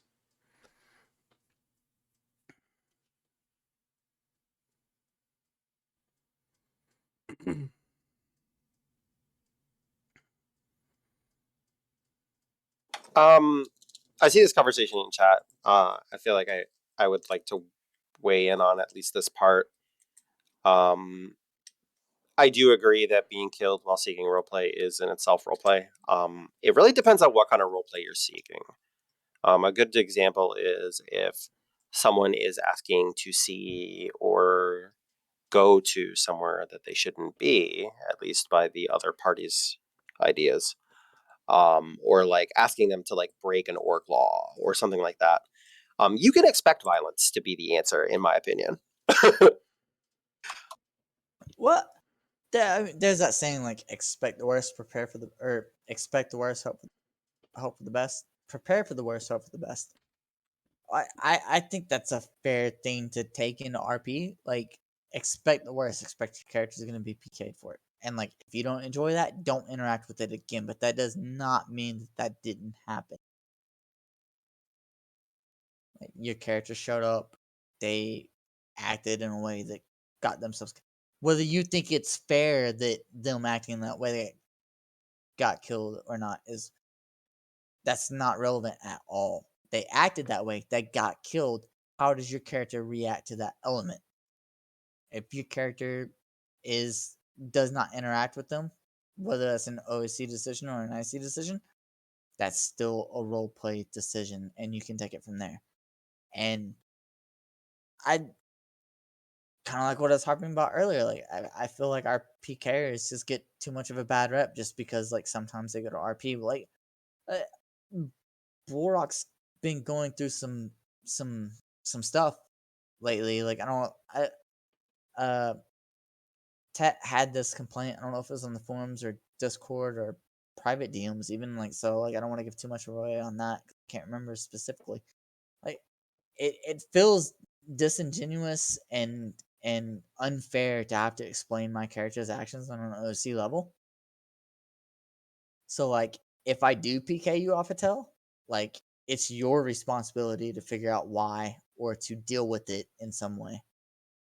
Like and if you come to the conclusion that I did it off of bad faith, then you can issue me or you cannot interact with me. That's your choice. But uh like I don't have a problem with people doing either one of those things because you should do that. You should never be afraid to issue first off.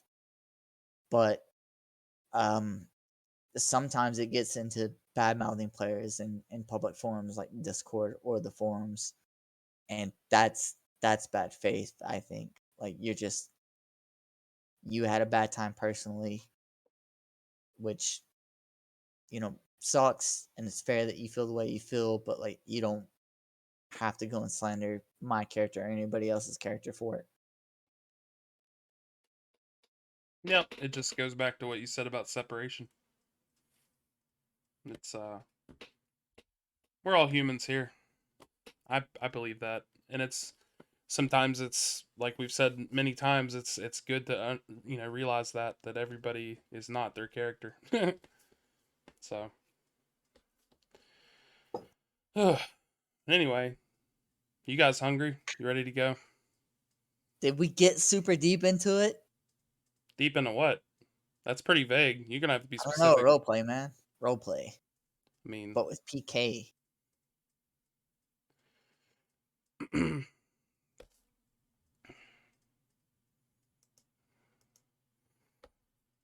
yeah, there's more stuff in chat here for anyone that's watching this after the fact. T, like I said, like that's personally fair. Like if you don't want to interact with those people, then you don't have to. But like, if I guess the biggest like you don't do this, T. So like I don't know if you're feeling defensive or if you just like feel like you need to stand your ground on your point that's not being argued here. But uh so long as you're not bad mouthing players on the forums or in discords, like after those interactions happens, then I'm 100% fine with your character not interacting with my character ever again. And I say that as in like a hypothetical thing. I don't think Bullrock and Tiani have ever had an interaction where they shouldn't interact again. But like say you talk to Eric's and Eric's first response was to go PK you, and then you didn't want to interact with Eric's again. That's fine. If you go to the forums and start bad mouthing Eric's, that's on you. If that makes sense.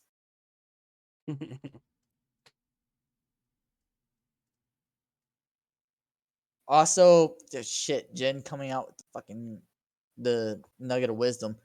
If somebody is doing something you don't like, use ignore. Yep, it's there for a reason. Also, I said it before, but I'll say it again. If someone's doing something that makes you feel uncomfortable, use the issue button. You can issue yourself. You do not have to issue the person, so you don't have to out yourself. It will only be between you and the admin.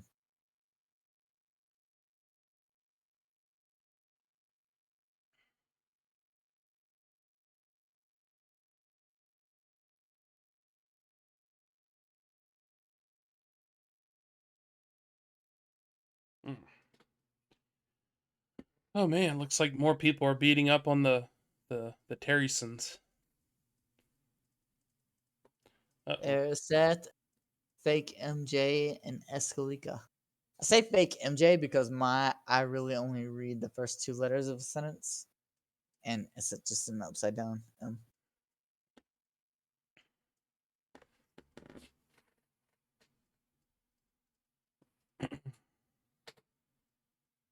Play devil's advocate. What if that's your only experience with the person group? How do role players get the fix of interaction?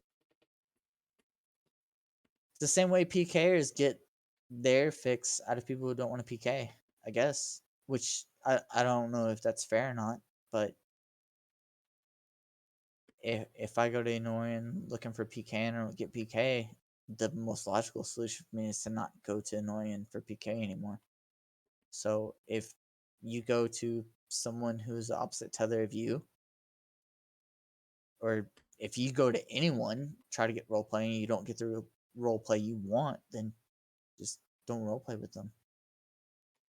Like I really don't understand how that could be any more fair. Ice has been quiet for too fucking long. I think something's wrong with your mic again, Ison. Like you light up, but we're not hearing you. Did you physically mute your headset again on accident? I might have. There you go. Called it. This is a complicated. This is a complicated conversation, and I love the topic. So I just want to make sure I understand. You're asking, what if you're, and we're using your broadly. What if your only, yeah. What if that's your only experience with that person or group? How do role players get their fix of interaction too? Are you saying like the only experience in this context was getting PK'd for asking a question, basically?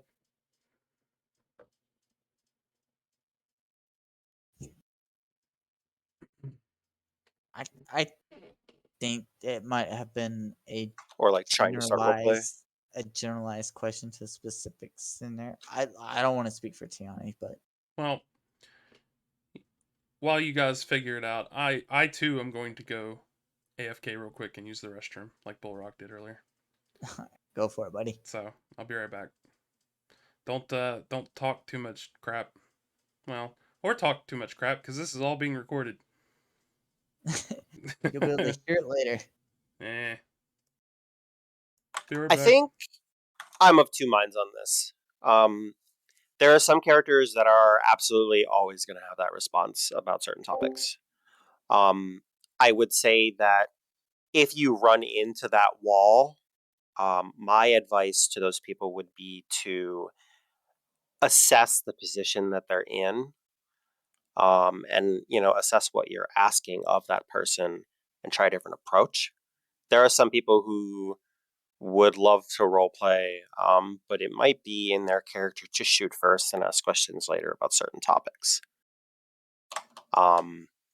So it's more a matter of, and let me tell you, I understand the position, this person would hypothetically be in. It's hard to know how to approach someone well if your only experience is getting attacked by them.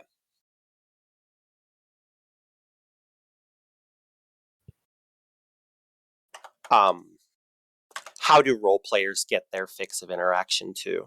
I guess the way I would go with this is I would say that where PKers might have power over the battlefield, they might have power over the mechanical success of an org in certain cases. The narrative of a world or the narrative of an org doesn't go anywhere without the role players. Like, the story doesn't move forward without people writing the story. So I think that's where they get their fix ultimately. Uh, to kind of go back on that, and uh, uh, some of my friends, a lot of my friends, maybe all of my friends, who knows? Uh, a great example of where like a PK doesn't have any power, where like people feel like they shouldn't have power, is like the Dominion. The Dominion had power in Bloodlock, and I know a lot of my friends are like typing angry messages right now saying how I'm wrong. But they had power in Bloodlock, man. Like I don't know how else to say it. Like they won the vote and everything. Like they had the fucking power. Okay? And like it doesn't matter if we could all go shit stomp them into the ground. Like they had the mechanical advantage. And like that they did it. Congratulations to them. Like they won the role play. And like it's part where like it took a long time for me to personally accept that loss. But like I eventually got that loss and I said, you know what, the Dominion can have Bloodlock. And then through various other things, and I don't want to like tint things one way or another, the admin came in and said, like, okay, we're gonna go to a speaker style system. And like they had that power taken away from them. But like they had the numbers.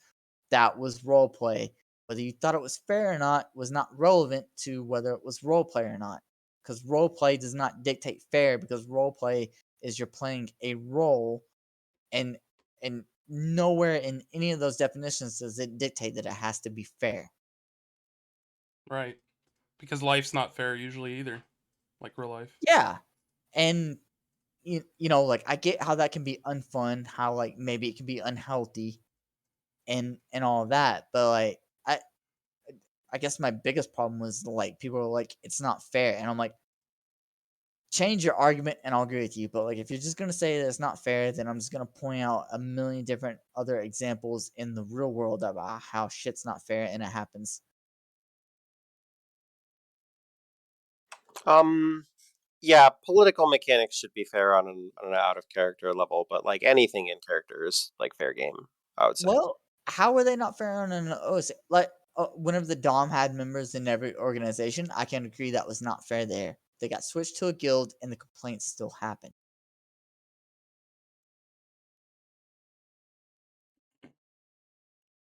Can kind of see that, but like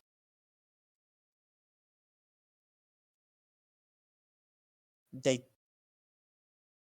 they did, yes, but like it's still happening today. Like people are still like I don't know, people are just still like against the Dominion. It's hard. It's hard for me to entirely answer how do they get their fill too. By the way, Major Carcass. That's a very, very good question. Who the hell Because is Major Carcass? based I on the asked that with question, such aggressiveness. based on the questions he's asking, I can only think of one person on official who You asks know so what? many You know thought what? provoking questions. The name Carcass kind of gives it away. I'll stop there. I because I feel like there's like different limits to when people feel like they've had their fill, or and obviously with roleplay, there's like there's like a bunch of different notions of what having your fill would mean or like what that would qualify for. And some people are really just looking for a specific type of interaction with a specific person and they're denied it. So I feel like it's also a matter of managing one's own like one's own expectations. Like you should never expect civility of an uncivil character, for instance. You should never expect, say, Bullrock to be down with the like fluffy bunny tea party kind of gathering. I mean, maybe I don't know. I don't know the character enough at this point, but you should never expect someone to follow a line of roleplay you're looking for if it doesn't match their character. Which is why aggression or PK might be what's pulled out as like the first response. Because like if I had someone, or like if someone tried to interact with Sid in a way that was like completely out of bounds for him, like he just didn't really like it, or like it like went against what little morals he has, he would absolutely like try to bring down the hammer. Like that would be his first response.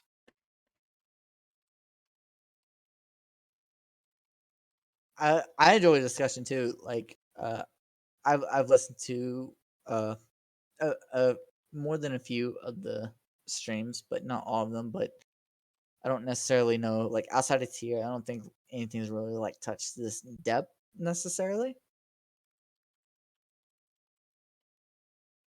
But and like it's kind of bad to have like me and Sid up here as like the guest co-host because like we're both PKers in one way or another. So like we're obviously coming from PKers perspective, but Right. I also personally don't feel like PK and RP are separated at all. I feel like it's an No. artificial divide created by people who don't enjoy who don't enjoy a aspect of roleplay. The two are like a self perpetuating cycle. RP happens because PK happens, and then PK happens because RP happens. Like that's how it should be in an ideal world, in my opinion. Yeah, Like, fully agree.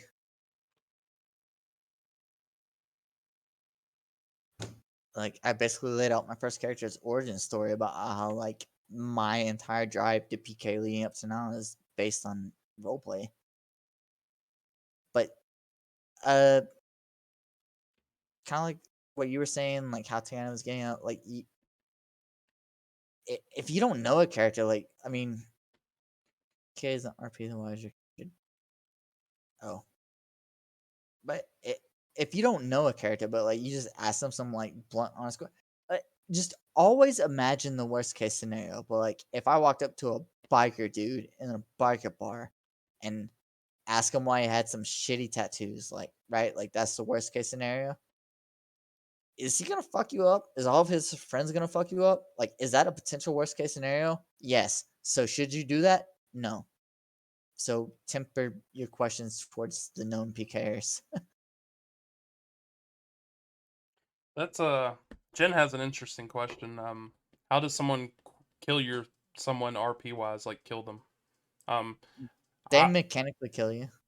Yeah, I also wanted to. That kind of reminds me of something somebody said to me the other day. Do we consider when people retire characters, is that them dying permanently? it depends on the story they decided to tell with their retirement. Gotcha.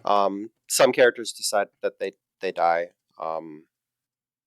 Like for example, Clovis is unofficially retired, and the scene for that was Omei taking all of her memories and doing something with them, like literally all of them, just basically unspooling Clovis entirely. Um, so like you can go a bunch of different ways with like quitting the character or retiring the character. Some people are just like the adventuring life is done for me. If you remember back in Imperium, when we used to retire characters, we would buy the custom honors to write like an obituary or like an epilogue or whatever. Yeah. Churches It's was the best.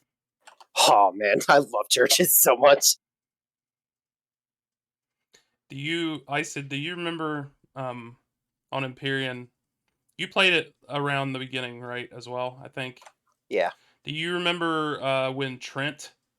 You remember Trent, the character Trent on Empyrean? Yes. I always thought that was one of the coolest roleplay deaths I've ever seen because of the Oh, way. when Yeah. he was turned into a statue because he Yes, and was then he never yeah. logged on again. He literally never logged on again, and that was way Yeah. before retirement. He literally he did role play where he sacrificed himself because he was being corrupted by demons, I think it was, and he Mhm. decided to use his magic to turn himself into a statue, and he prefixed himself that, and then never logged on again. Yep.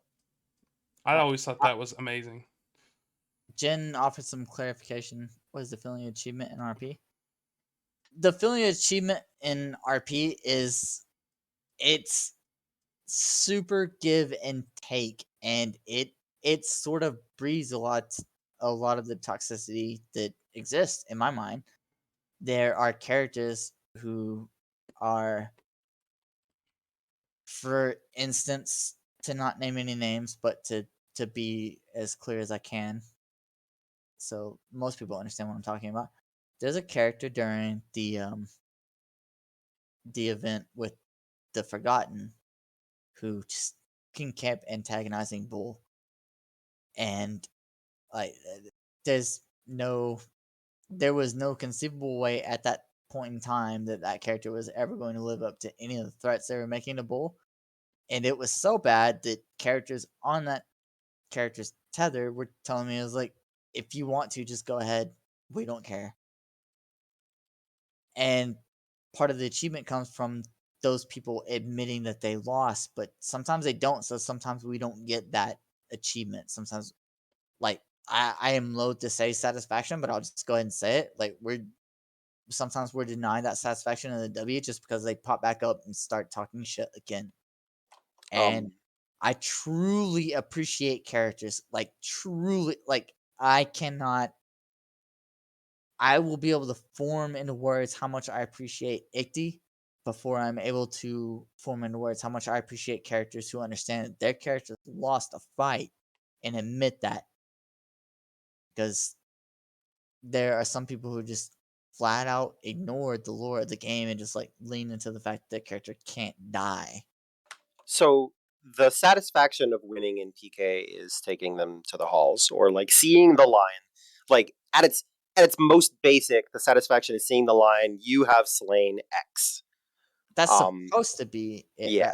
right? Like I don't care if I see a lion, Yeah. like, because most of the group fights I'm in, I die instantly. If Um my team won, if my organization won, if the cause won, or if Bullrock's character, organization, etc. won. well, what I'm getting at is when it comes to the feeling of achievement in roleplay, I agree with Major Carcass here. He says, character development. Character development is absolutely it. But more than that, I think the true feeling of achievement in RP comes from people recognizing that character development or recognizing how you've built that character. And ultimately, showing their recognition of it either through like a very satisfying response, or like seeing where people take the motivation that you give them via like role play. For instance, if my character inspires someone to go and do something, I think the feeling of achievement in role play is seeing them end up doing what they were inspired to do and changing for it. So like seeing your mark on the story, even if it's just small, like someone else's character or even your own character, I think that's where the achievement comes from. Because gamifying RP or like looking for a win, I think as we've all discussed here, is not really the best way to look at RP. I said sort of embarrassed me with his answer, so can change mine a little bit. No, like I pretty much fully agree with that. Like, character development, but like if your character comes back from getting owned and just starts talking shit again, that's not character development. That's just you. That's just everyone beating their heads against a brick wall. Nothing's going to change. But to to go back to Aeolin, um, like Bulrock could just, like the next time she's antagonistic, whether it's in like a light, fun-hearted way, like she always is, Bulrock could just PK her, and then like I don't know, like what's gonna become of that? So like it's not always necessarily about like PKing someone just for the win. Like I would hope the motivation to PK somebody like comes from a place of character development, because like this, like if I were just openly antagonistic towards Aolin in the worst possible way, like what's that going to do for the story? Um, I feel as if the feeling of achievement changes when we're talking about what if that's an intentional character flaw. My character has plenty of those. I think the achievement comes from looking at how that flaw affects the story. Is it like a critical flaw? Is it something that endangers other people? Is it something that pushes the story forward towards that character no longer being trusted with certain things? There's like a bunch of different ways that goes. I think the achievement truly comes from, regardless of if it's an intentional flaw that we're not changing or development. I think it comes from how the story plays out and how other people react to it. I think the only way to truly measure success in storytelling is how many people are moved by the story.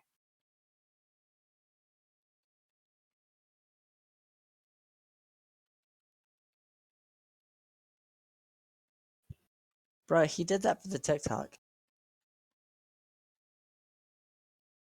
Just kidding. It was too long of a pause there. Wasn't serious. I'm over here trying to figure out Sunder in game. I switched classes while my triggers were disabled, so it kind of bugged out for me. But then I realized I can just mutate and revert, and it fixes it. So hooray! So, I don't remember, or I don't know how many people remember Luthien as a character, but he posted this whole log. Like a lot of people have a lot of strong opinions on Luthien as part like people from that time period. He posted this whole damn like 3 post length, like because he hit the character limit log of him role playing by himself with the Chaos Lords, and it just kind of hit different, like it was deep, it was meaningful, it was impactful. I'll go and I'll read other people's logs and I'll enjoy them, but like as far as like